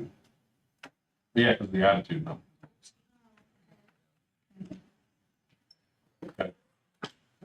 You had a, whenever we assume you had a street like 3 bullet points. I remember the report, but Yeah. That's our plan.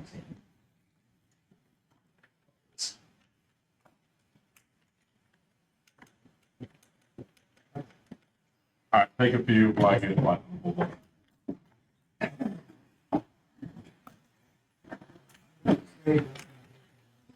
Oh. Man. You have your computer electronic device, it would be probably beneficial.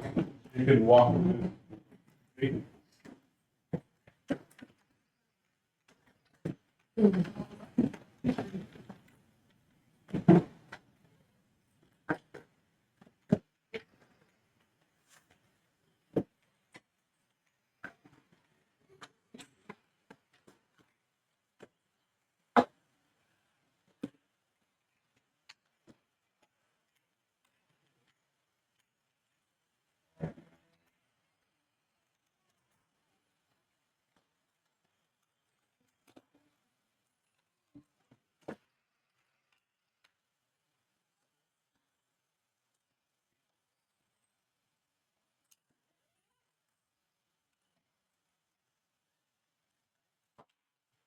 The 28th still look like that's gonna be our first Friday. Yeah. Just planning. Oh, blessed woman. That's too late. Left here bleeding. If you're in here and have your computer, log into your Platinum and start signing up for it'll say EMS test opportunity with today's date, EMS field experience, please sign up for that.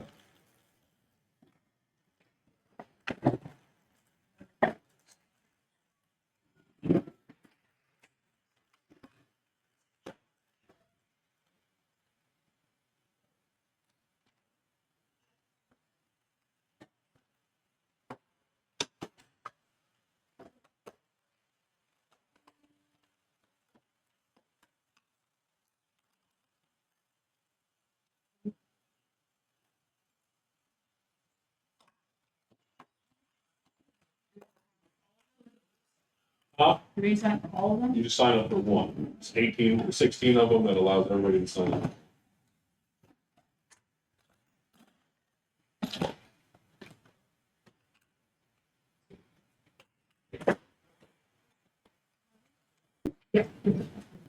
Are the laptops stuff that we're taking on next week? Is our tested, platinum testing next week? Should be, but I have not confirmed that yet.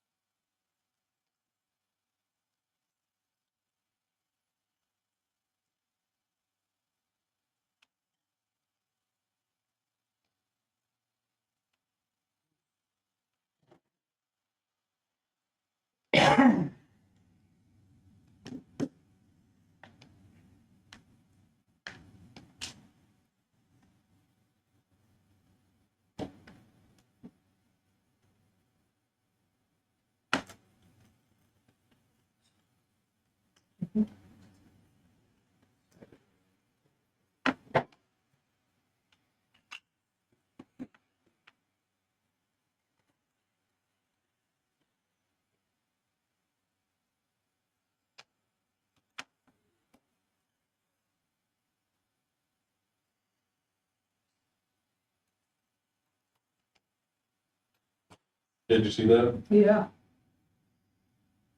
Oh, cash.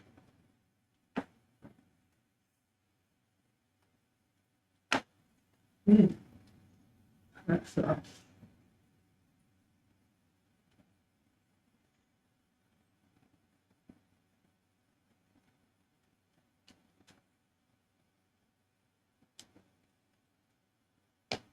For those of you that just came in, please log into Platinum and sign up for one of the uh, test opportunities that are on Platinum. So several of them. So are Baptist, Floyd, and Schneck the only ones that are having nighttime? Huh? Like, third shift, right? Scott is 24 hours. Like, wouldn't do it all the time, so. Night.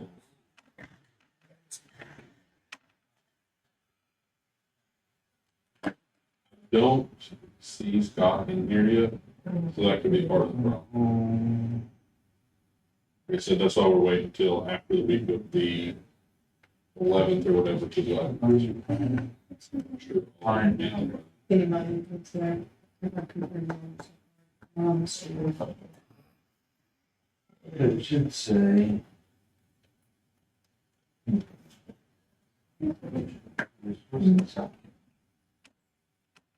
For what? Trying to find it, Online.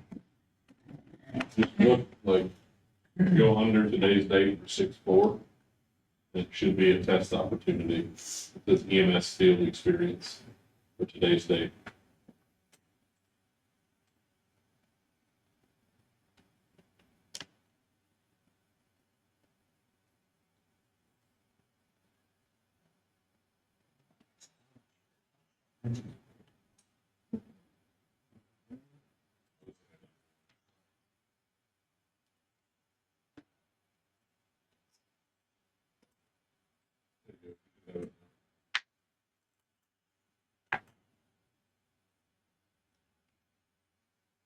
Somebody not here. I'm not mad. It's good teaming. Check and see.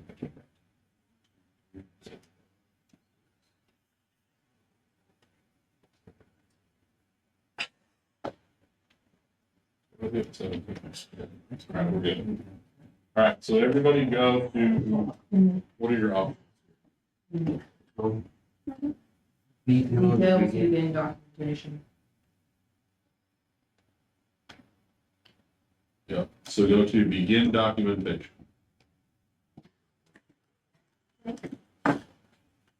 So you will see your first page brings you up to that overview, right? That's correct for everybody? Yeah. Change it. It gives you the time, gives you, I don't know how that works, scheduled duration, all of that stuff, actual start time, end time, all of that, right? Shows what you're there for, category, EMS field experience, it'll say ER time, it'll say lab time, whatever the case might be.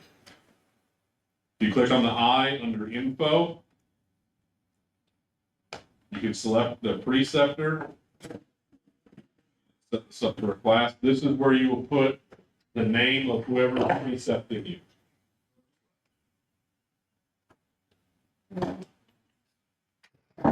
Where'd he go? Okay, see you later.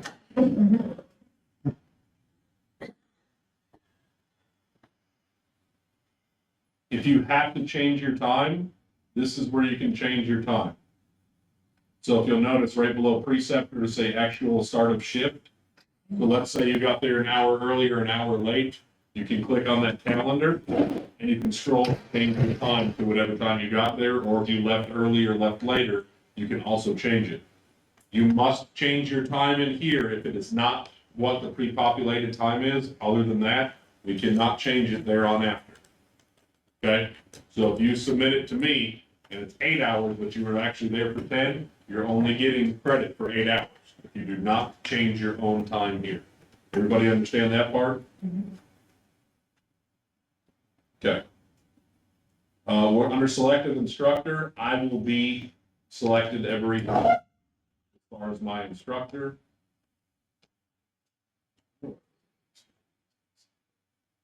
But again, under selected preceptor, it'll be whoever it is. So if you're writing here today and you wrote with Boswell, you'll type in Boswell and it'll show up James Boswell and you'll select him, right? If you wrote with Carletta, you would type in Carletta, it will show up at these hospitals. All of those people should be in there. Now, the problem with the hospitals is some of those go through personnel left and right, and overnight they'll lose 5 people. It's not a big deal, okay? Because it says at the bottom, there's just a bit too much.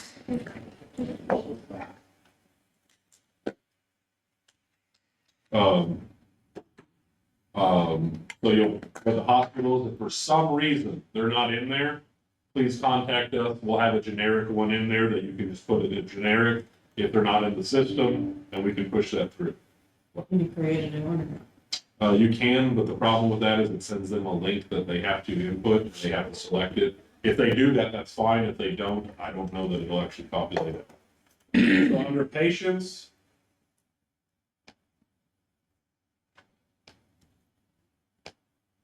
this is where you'll do all of your documenting. You will do it on paper, so everybody has, does everybody have those papers with them today? Probably not. Okay.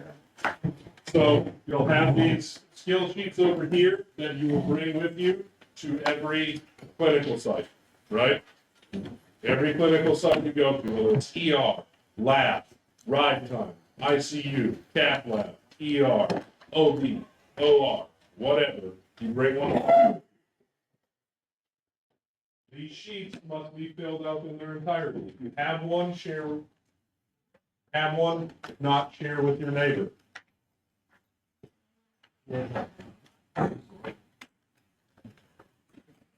We're going to go over this.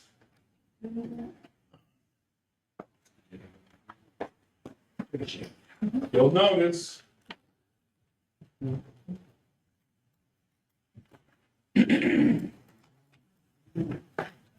it has student name at the top. That is you. Clinical module, you must select the proper clinical or you will not get credit. Your syllabus tells you what clinical we're in. The reason this is because there is overlapping between clinicals 1 and 2 and 2 and 3. So I need to know which clinical that it's in. So you are responsible for selecting the proper clinical. The date will be the date that you're there. The start time will be the time that you arrive in that area. And the end time is the time that you leave that area. Your total hours would be how many hours you were there from when you got there to when you left. I have a question. Yeah. Do you want like to the minute, the time, or do you want to round it? If we're supposed to be there at like 7, do you want us to put like 6:58? No, I mean, if you're there on time, but if you're late 10 minutes, I need to know about it. If that, I need to know about it. So I will say round to the nearest 15 minute, but always round up. So at 7:05, you're going to 7:15. Because that way I can accurately do hours. It's easier to do quarter increments than this minute increments. So if you're late by 1 minute, you lose 15 minutes. Your clinical location, so the location will be Scott County EMS, Norton Scott, Norton Clark, Schneck, Norton Audubon, Jefferson Town Fire, whatever the case might be. The department will be the specialized department within that. EMS services are always going to be EMS or ambulance, whichever verbiage you want to use. But if you go to CAF, it needs to be clinical location, Clark Memorial, department, cath lab, or OR, or ER, or whatever it is, Randy. Get a bag of dicks. Yeah. You want to go roll them up? Yeah, let's try this way. It's water, bro. I have a broken speaker anyways. It's probably because you left your window. Exact reason. Your preceptor name will be the primary person overseeing you. I do understand in some of these facilities, especially the ER, you're going to be interacting with more than one nurse. You're not just the shadow going, what can I do for you, Dobby? Like, several people are going to tell you what to do. But there's going to be one person that's going to be ultimately responsible for you while you're there. That is the person's name that you will put down, and you must put down their email address because we reach out to all of them to say, how did so-and-so do? How was John when he was there? How was Corey when he was there? And they will give us feedback. If you do not put down any of this information at top, all of your hours are null and void. Even if you know what it is, if you can't fill it up the first time, then you can try it the second time that you make up those hours. I'm not going to be lenient on that. It's, 8 questions? 1, 2, 3, 4, 5, 6, 7, 8, sorry, 9. If you can't fill out 9 questions, then you're not getting credit for it. Sorry, if you can't follow directions, you need to retry again anyway. Now, from that point forward, you'll have the patient list. The only place that this does not matter is during lab. You do not get IV stick attempts for lab. You do not. You will still put the time, the age, and the age category, just so I know that you actually did stuff, so I can check with Scott or Clark, whoever, to make sure at 9 o'clock in the morning they did in fact have a 60-year-old patient. So you will still do that, but you do not need to do chief complaint, impression differential diagnosis, any of that stuff, because you will not be getting credit, and there's nothing. What do you decide? My differentials are here for labs. You should be correct on all of them. Okay, so you don't need to fill out any of that information on lab. Other than that, your ER, your ICU, your OR, your EMS, all of those you must write down to the minute. At 9:06, we were dispatched to this run. At 10:54, we were dispatched to this run. 11:02, I made entry into this room at this ER for this evaluation. I need specific times. We are not rounding on that. Again, I was very nice and thoughtful that at the bottom, you will see the age groups if you forget what they are. Newborn, infant, toddler, preschooler, school-aged, adolescent, adult, and geriatric. That is what you will put under age category. Sex is not yes or no, it is a male or female. Chief complaint is why they complained that they went there or what you responded to. Your differential is what you believe is going on. ALS and BLS, what type of skills did you do? Did you do ALS interventions or not? And did you do the one, were you the one to perform? That would be a P. Or did you just watch? That would be an O. If you just did an O, it does not count towards any of your evaluation stuff. If you watched me do all the work, you do not get credit for it. So any O's need to be documented, but you will not get credit for it. And I'll show you what I mean documented but not credit. So if you do not have P's on there, it does not count. Turn page. So between that and this next page is what you will be documenting in Platinum. So you'll see you have an IV access log, medication administration, airway management, EKG and cardiac monitoring, and other procedures. You'll notice you'll have patient numbers, times, and all of that under there. So what you do is not every run that you come in contact with, or every patient you come in contact with, is in fact going to be ALS. It's just not going to happen. So what you will do is you will take, let's say patient 1 is a BLS run. There's nothing you can do about that. But patient 2, you started 2 IVs and gave medications. You will go to IV log, it says patient number, you'll put 2, you'll put the time that you started the IV, 5-10 minutes later than you got on scene, whatever it is. What size IV, where it was, did you administer fluid or did you just do a saline lock? Was it successful? And the number of attempts. So if it took you 3 attempts but you're successful, the answer is yes, but the attempts would be 3, meaning you had 2 failed and 1 successful. And then your preceptor, anything that is listed on this page, the person that you listed on the front page for your preceptor, needs to initial everything on this page. Medication administrations, if you work a code and you administer 5 rounds of epi, you do not get 5 medication administrations. Not how that works. It is 1 medication that you're administering. Sucks to suck, nerds. That is not it. Now, if you give a bump of fentanyl of 50 mics and 25 minutes later you realize that it's not working and you give another 50 mics of fentanyl, I will allow that. But it needs to be a spread out time, not every 3 to 5 minutes. Okay? I will tell you, your medication administration in your chart, I think is 75 or 100 or something like that of what you need to do over this entire course. You should have at least 200 to 300% on your chart reading when you're done with this class. So there should be no reason to double document any of this, honestly. I think the lowest one we had out of my last class was like 206% of what the requirement. Some of those were in the 500%. Meaning they administer, whatever, it's 400 drugs over the course of the class. That is completely feasible. And just because you reach 100% does not mean you stop documenting. Continue to document. Airway management, that is going to be any type of oxygen administration or,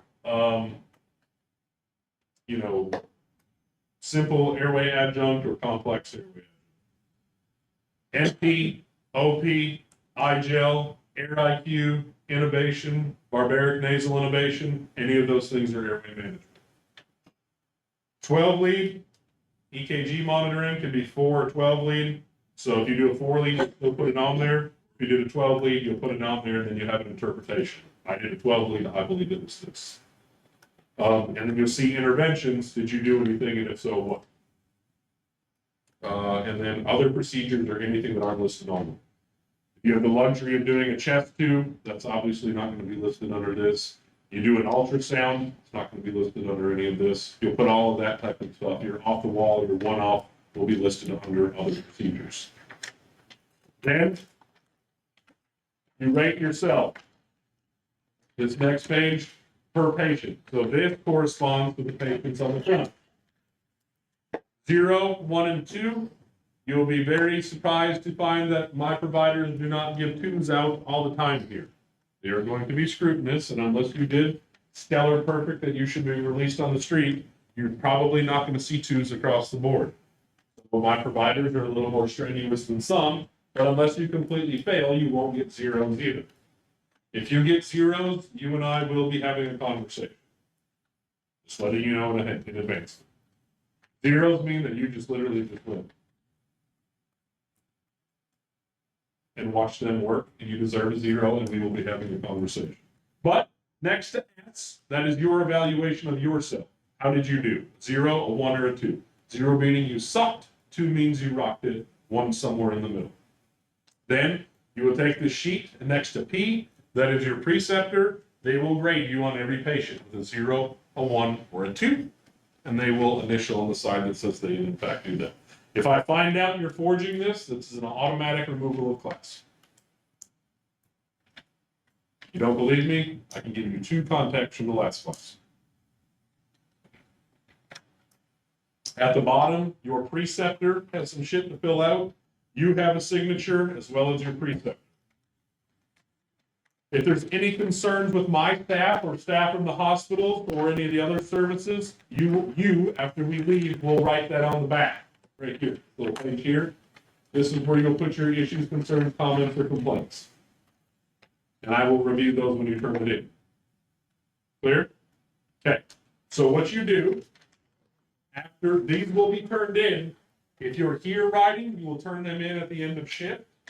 If not, they will be turned in the next class day. So every Tuesday, at a minimum, you will turn these in. Meaning if you did ride time on a Monday or ER time on a Monday, you have a very short amount of time to get your paperwork submitted in your computer, because these must be turned in no later than a week apart. I don't expect you to drive up from J-Town on a Wednesday to turn this in because you wrote Tuesday night. That's not what I'm asking. But you will turn them in every Tuesday. If they're over a week late, does not count. I have to have this, and I have to have the electronic side, which we'll go over here in a second. But while I have this paper in my hand, what you will do every Tuesday, unless you're here or at the hospital riding and you want to turn it in on that day, you're more than welcome. You'll notice there is 3 medic slots, right? One of them is unlabeled, one says capstone, and one says capstone returns. You will place these in the one that says capstone. It should just say clinicals, but it says capstone. What I will do then is collect them. And I will go through them the week between that you turn them in and I've seen you. And then at some point before Tuesday, I will take these and return them. Okay? That is saying I have acknowledged and I have put it in. When you look at them, if there is a red X in that patient number, that means you need to go back and correct it, or it did not count. I will write up top that says doesn't count. No, absolutely not. That means there's nothing to fix. I'm just not giving you credit for it. I've deleted that patient contact out of there. If I highlight it or there's no marking, that means it is counted, right? You will be required, I'm giving you the opportunity to make copies for yourself. Is not required, but I highly recommend you make copies for yourself. I'm such a nice individual, I have supplied you with a copy machine roughly 18 inches away from that mailbox, so you don't have to go far. So there will be a staple remover there, as well as a stapler. You will remove staple, make copies for yourself, and restaple it. Once you restaple it, you will put them in this top medic one. I have to keep the originals. If I do not have the originals, and it comes down to capstone time, and I don't have every clinical form from you on paper, I cannot, due to COAMP and KHEP, allow you to continue. You will have to make up that time. So I must get every original back. Now, if you trust me in this service to keep every piece of information that we are so stellar on our ballgame that we won't lose any piece of paper, you are not required to make copies. But if it comes down to capstone time, when we look at your folders and I go, Emily, I only have 19 of your 20 days of ER time, where's it at? Well, I have all 20 in my binder. Then you can bring me, hey, this was from July 5th. Cool. I don't have that one. Then you can hand that to me, and now you're square. But if you can't produce to me the paperwork, guess whose fault, or guess whose problem it is? My problem. Your problem, not mine. I did my capstone years ago. I'm fine. I am not perfect. I will probably lose a piece of paper or two. I try to keep this as high functioning as possible, but I make mistakes as well. So I'm giving you the opportunity to keep your own. it would be highly advantageous of you to go to the Walmart and get the thickest 3-ring binder that you can get for about $7. A 4 or 5 inch will do, and some of those dividers. And that way you can make your clinical 1, your clinical 2, your clinical 3, and your capstone. That way, if there's ever any issue, you can go, checkmate, motherfucker, and I go, you win, and you're fine. But if you cannot populate me that information, you're going to have to redo that clinical. You can be mad at me all you want. You can argue with me all you want. I'm telling you right now, and it's going to happen. So from this point forward, it's your fault, not mine. It's clear? Yeah. Okay. Now, so once you put in that top medic rung over there, we are saying, I have acknowledged that you have acknowledged that I have acknowledged that you turned this in. And that you may now keep this, and I will never be able to see it again. Which you will, but what I'm saying is, I'm giving you the opportunity to make copies. If you're the type of person that isn't gonna keep track of your own stuff and is just gonna risk it for the biscuit, then you can move it from the bottom to the top one, like that, no problem. But, you will need to do that same day. So, once we get into clinical time, it might be good for you to get here 10, 15 minutes early, just so you have time to make your copies you want and put them in that top rung. That way I can give them to Tyler, and Tyler can file them accordingly in your file. Any questions about any of that? Anything I can clarify? Anything that I can do to make this more understanding to you? Well, pictures, probably take pictures of them, or does it have to be a copy form? What? If you were to just like take a picture of it before you. No, pictures will not count, because if I'm substituting paperwork, I can't have something that has the potential to be altered. Okay. Okay, moving on to this part here. Now, let's see if this will show me.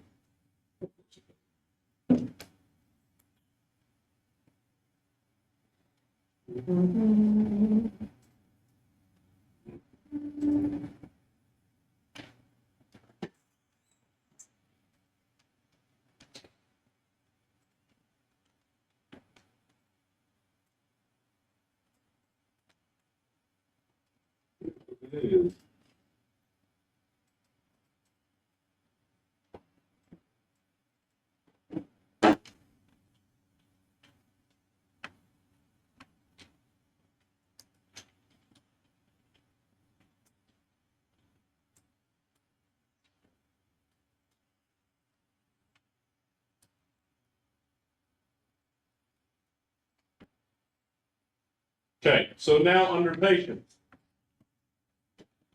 you'll see add patient up here, right? With the exception of lab. Lab, you will just go in here and we will do this as it comes fit, but I'll go over it now. But you will put in one patient and you'll just do lab, like your description, everything will be lab day. That is just saying I've completed my 8 hours. Because you're not gonna get the availability for sticks, you're not gonna get anything like for that except the clinical hours. Anything else, you'll go up here, so if you have 10 patients, you do this 10 times. You will click add patient. Hopefully, even if they're dead, they're still live patients, right? This top up here should be live, right? Your contact is gonna be ALS and BLS. Unless it's a lab day, then it's not applicable, okay? In some of your cath lab, obviously, if you're just observing in cath, it's gonna be not applicable because you're not doing anything except your cath hours. So you'll do ALS, you'll go in here, chief complaint. It has to be something that's pre-populated, so pick the closest thing, right? We'll do chest pain. What time did it happen? It's going to pre-populate the time that you opened the run form, so you'll probably have to change this. Gender, again, male or female. Years, how old they are. Months, I don't care about. Days, I don't care about. Hours, I don't know about. I don't expect you to get everybody's time of birth, okay? You can give me a year, I'll be happy. Narrative, this is where you put your narrative. So, you can, and this is what I kind of tell my students to do. If you have the time to do this in real time, that's fine, but if you know that you're having a busy day, You can take your laptop or computer with you in the truck and kind of throw it in the center console up front so it's out of the way. That way, when you're doing your return ride back from, let's say you transport to Clark or Norton or whatever, you have time to start your narrative in the truck, right? Well, if you don't have internet access, which you won't unless you have your own hotspot, you can't get on platform. So what I recommend doing is getting a Notepad or Microsoft Word or Open Sheets or Google Docs or whatever that you have to start your narrative. And then what you can do is you can, in your narrative, you can do patient one. Just type your narrative. That way, at the end of this, when you get to it, you can literally open your Google Docs, copy, paste it in here. Your narrative's done. That way, you don't have to type your narrative at the end of it. So as long as you're keeping track in real time, even if you wanted to wait towards the end of shift, or hey, we did 3 runs in a row, but now I got some downtime, I'm gonna start on these. Your hard part of narratives are done. You just copy your narrative from earlier, paste it in there, and you're good to go. That way, you're not typing 10 narratives at once. Because your first one's gonna be real good, and your last one's gonna be dog shit, because you're gonna be typing 20,000 words, 2 hours, and you don't wanna do that. So So there's no word limit on this? there's none. Skills performed. This is going to be where you are, some of you are in fact going to fail.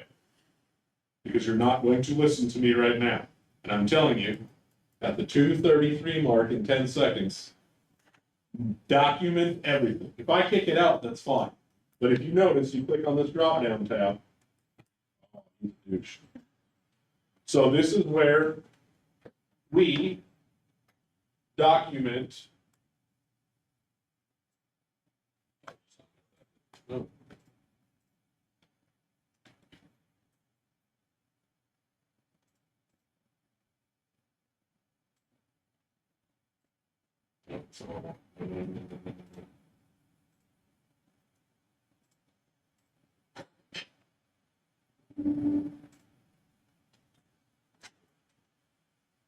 So this is where you document all of these things right here.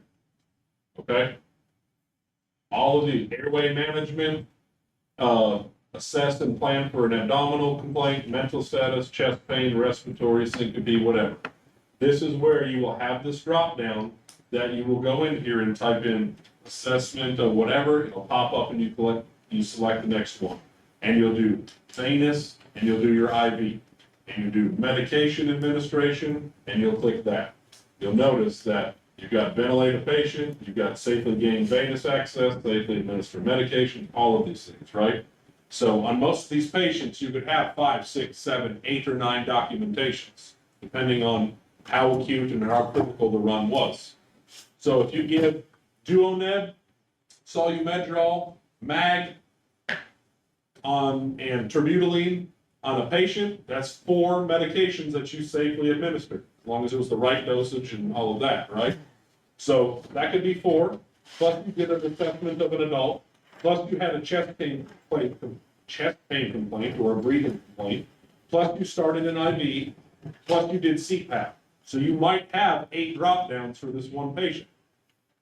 This is where you need to heavily document all of that. Right here. Right here. And you will click successful on each and every one of those, unless it wasn't. If you tried 3 times on an IV and you missed all 3, you'll put attempted but not successful. It'll show that you made the attempt, which we keep track of, but it will also not give you credit on your report here at the end. But if you do not put all of those things in right here, that's a you problem. And again, once this is submitted, it is submitted. And the last thing that you want to do is get towards the end of clinicals and realize you still have 15 medical patients to assess because you haven't put that in there. Or you still have 15 trauma patients to do. Or 25 geriatrics to do. Or 50 adult patients to do. Or this one that everybody gets screwed on, 50 airway assessments for airway management. You do any oxygen administration, or you do any type of simple airway adjunct, or you do an innovation. Like on an innovation, you'll have airway management and ventilate a patient and live innovation. So one procedure is 3 things. So you need to make sure you are selecting as many things as you can. Now, if I see you're getting 5-figure discount and trying to select more than you get, I'm gonna delete everything out of there. But just don't go assessment of adult and move on. If you did other things. After you do that, you'll have this and you'll hit save. Which this one's not going to because I haven't put anything in. So then you'll do that for patient 2. And you'll do that for patient 3. You can do that for however many patients you have. We do this for all of our like ER time and stuff too, right? Correct. So when we put from the narrative or anything. Your narratives, you can just, what I would recommend, the ER is going to be less, way shorter than your EMS ones, that you can put in there and say, you know, patient came in with a complaint of this, was seen for this. IV was established by another nurse, but I gave these medications. Or I established this IV, but patient and medications were successfully pushed by another nurse. Because you're not going to start an IV on every patient in there and give every medication in there. But showing that you started an IV and it remained patent for the nursing staff to push in shows that it was a successful IV. Or stating that the nursing, you know, you get there at 8 and this patient came in at 7, they already had an IV, but you did meds, shows that the IV was established, but you did medications. It can just be a very brief description of what you did. Same thing with ICU and all that too. Correct. ICU is just for hours, so you will just put, unless, like, you won't put the assessment of anything, because I'm telling you right now, in the ICU, you're not assessing anything. So ICU, lab, cath lab, and OR, you're not going to put any of those assessments and stuff, because you're not assessing anything. They've already been assessed by the doctor. They're there for a specific thing. But if you push the meds, or you ventilate, you'll count that. You just won't count your assessments because you're not doing an assessment of the patient. And again, if you have questions on what's going to count and what's not, you can get with me. But those things that you know that you're not doing a head-to-toe assessment on a patient that's in there for a scope, but they're still putting under, you know not to document that. But if you push the propofol or you do the innovation, that needs to be documented.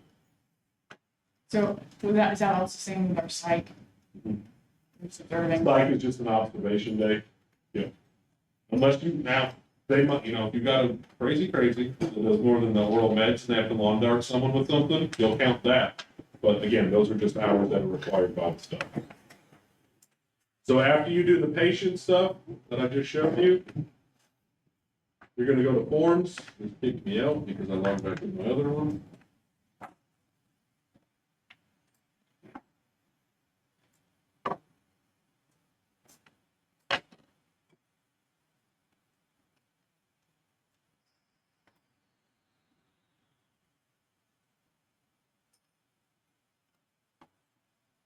What do you ask?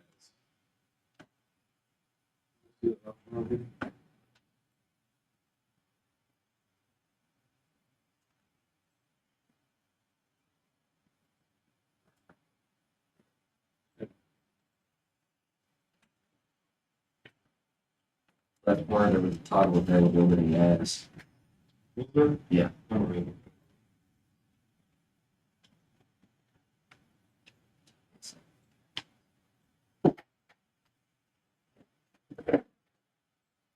So after this, you go to your forms. Not a whole lot to do here. This is just that stuff on the back for the clinical evaluation. If you have complaints or that facility wrote complaints, you will document them in here. If you have a complaint, you need to put personal complaint and then type your stuff. Or if it's a complaint on you, you need to write facility complaint. Okay? That's what you'll put there. If there's a facility complaint, you should have an answer here of why you sucked and what you're going to change. Documents, to alleviate you having to make copies, if you would like to scan those forms into your computer and then upload them here, that is the alternative to making copies. Because you can attach them right here. And then we can always see it. We had a couple students do that, and that way they didn't have to lug around a big. Then you'll go to the Submit tab. Once you know everything is correct, you've done this correctly and everything is filled out. You'll go down here, you can put a message if you need to that says, hey, whatever. Sorry it took so long, please count this or in. And you will press submit documentation. Once you select submit documentation, it goes off for us to review. I will not allow alterations after that point.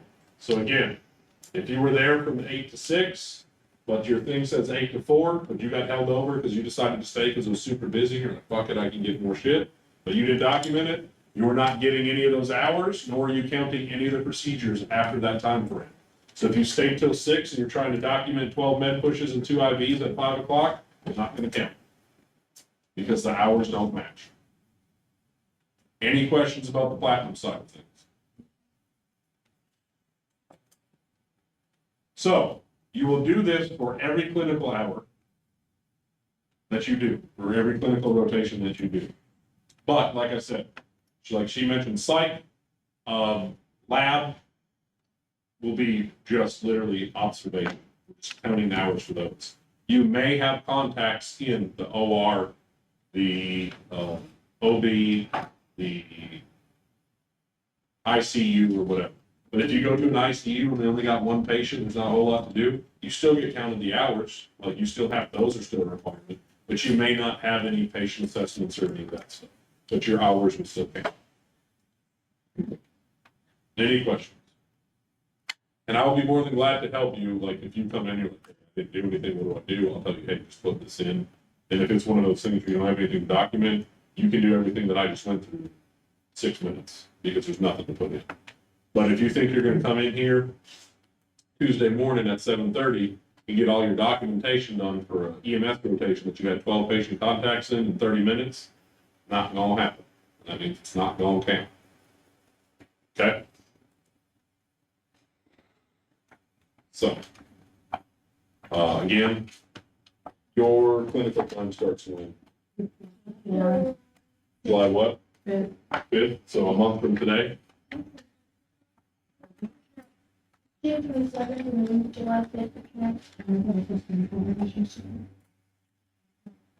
So, a month from today, that's going to start, so that means you should start having all of this. If you have questions between now and then, please confirm with me what you're supposed to do. Again, everything is to be turned in on Tuesday from the week prior. So if you did a clinical rotation on Monday, you might have to stay up late to get it submitted. That way, when you get in here Tuesday morning, you can turn your paper. Can we start by signing up for anything else? If you don't have any? Yes. Anything that's on there, you have the availability to start signing up for. Look at me. Look at me. If you sign up for any time here, it needs to go on this thing over here. Because this, everybody doesn't have access to Platinum in my service. Everybody has Platinum access to, obviously, this room and our calendar up front.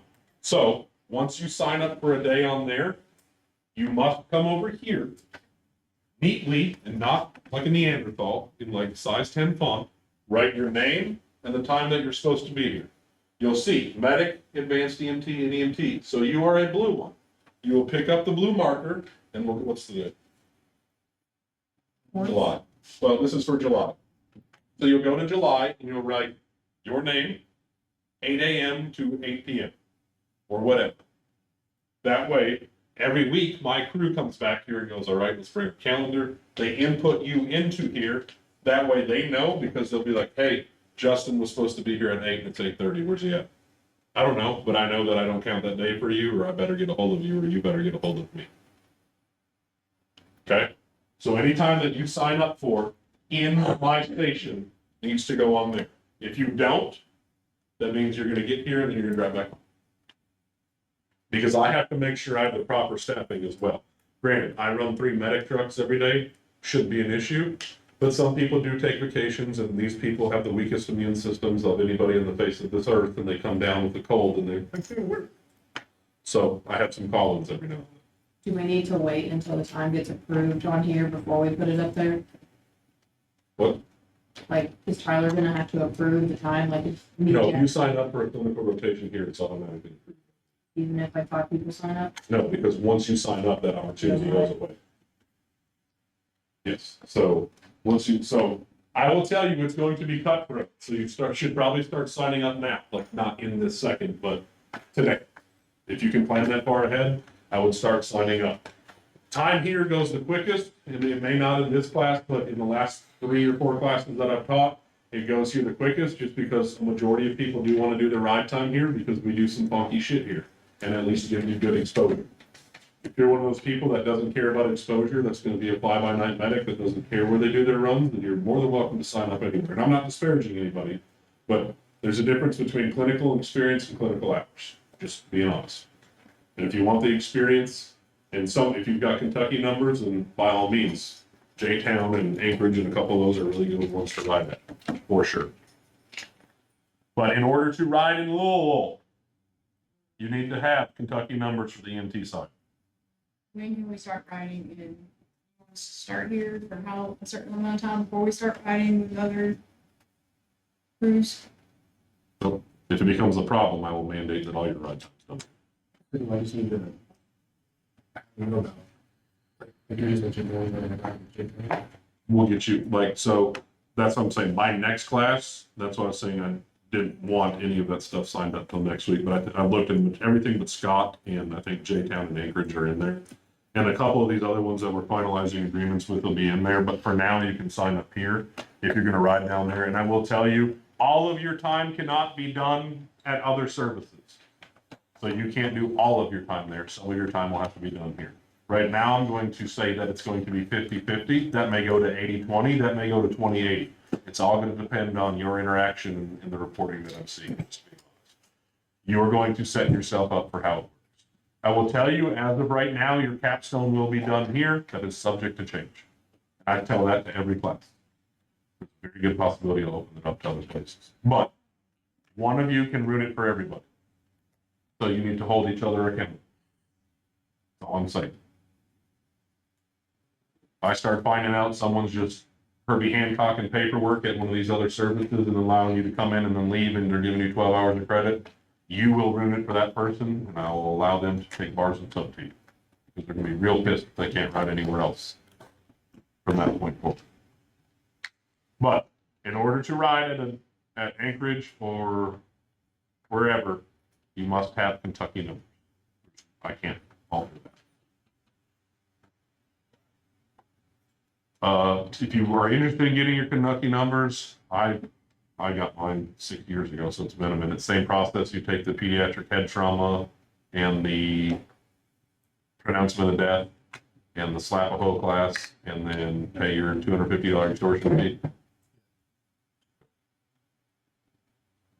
Nationally registered, we're just kind of not gonna happen.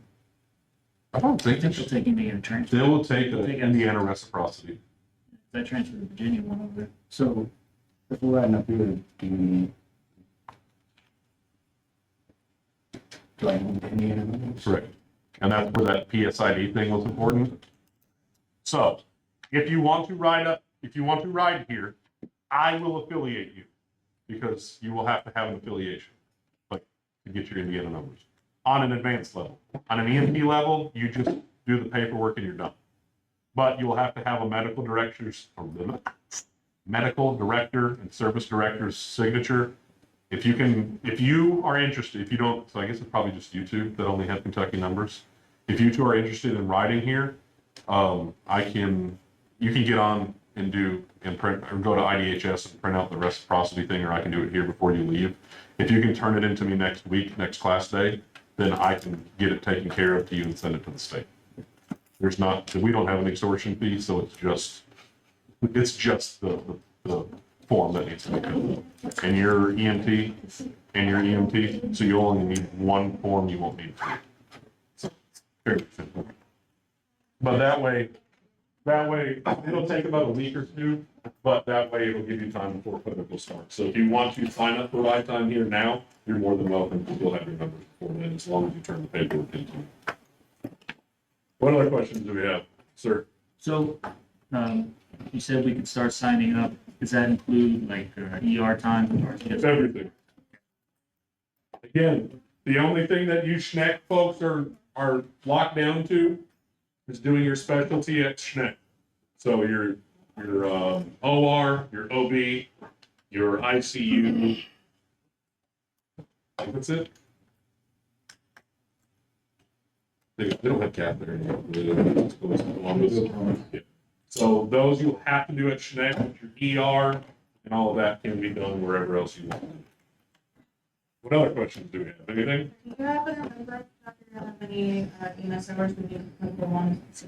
60, I think, and then 40 ER hours or something. It's 60 ER, 8 lab, 8 ICU, I don't know EMS because of my. and EMS readiness. Yeah, so 60, 68, maybe. I will say that we only have like 4 paramedics on the ambulance right now across 3 shifts. So for right now, I will allow an advanced provider once we get there for IV stuff, but you can't count any medical administrations or anything. That's why I'm saying, I know it's not ideal for you guys to travel up here, but unless somebody's on vacation, I've got 3 to 5 medics every day. So, it is what it is. That I can't fault. They will also put students in the block. That is fine, but I will say, if you're going to, because they do that here, they'll ride with me a lot because I get there quicker. And I, Like, we will ride in. yes, you will have to ride in on the ambulance. Like you can't go there, sling shit, and be like, "Ah, see you later," and then go back in the fly car. You'll have to maintain patient treatment all the way to the hospital. Also, you cannot count anything you do while you're on shift. I don't care if you're with a paramedic partner and for some reason they break the law and allow you to intubate, you cannot count that time.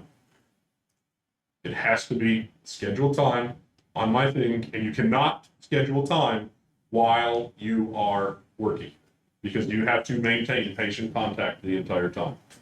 So you can't be slick and be like, "Ooh, I work the 8th, I'm gonna sign up for the 8th," and then count everything in the part. The first time that happens, you will be kicked out of this class.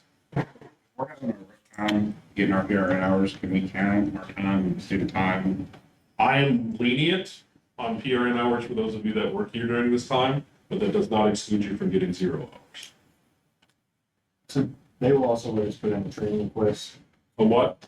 training request to do the riding time. As long as you're riding third, that's fine. If they pay you for all of your hours, I don't give a shit what your company does, but you must be riding third. You just can't be one of the 2 primary care providers on the truck.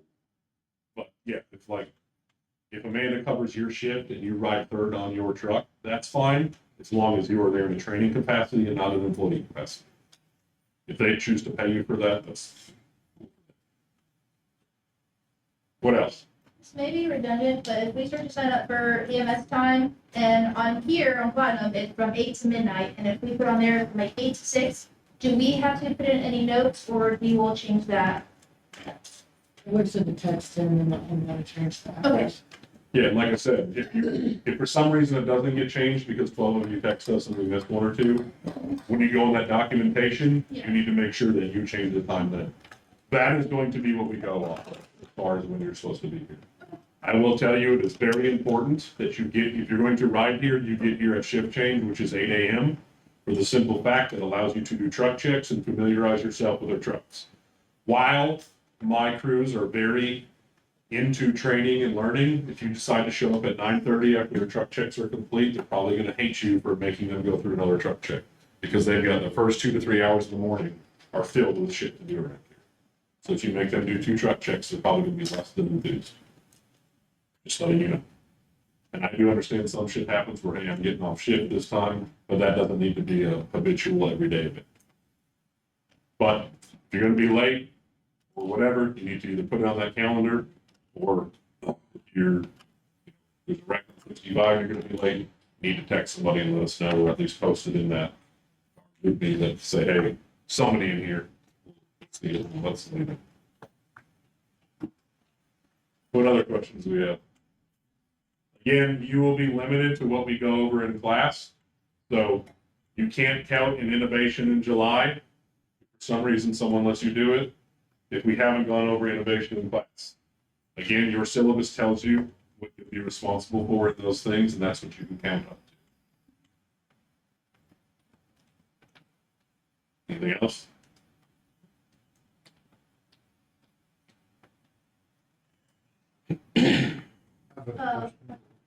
Go ahead, Jack. I was gonna say, if one of us is available one day to do like, for example, 8 to 6, but then someone else is available to do like 8 to midnight or 8 to 8, is there any priority over the other? Anything under 8 hours is going to be considered a half day, and you will get less of priority of someone that can do the whole thing. Because I'm not gonna block out entire days for 6 hours, there's 18 or 16 available hours. What'd you have? My question was, is there anywhere, like in our textbook or anything that you'll post or anything that we can start looking at as far as dosages, medications and stuff go? When we get to pharmacology, yes. I mean, your pharmacology looks packed with it. I will pass out what our protocols here are, but again, that's gonna change from service to service. Some of you are gonna look like we don't carry half of this medication, and some of you are like, well, we have propanamide.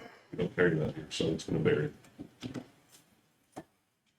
What else? Anything? Okay. Yeah, my just be my.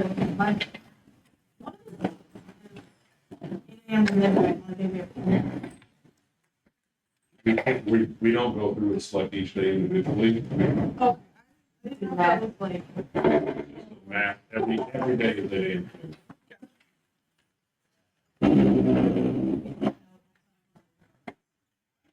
Yeah.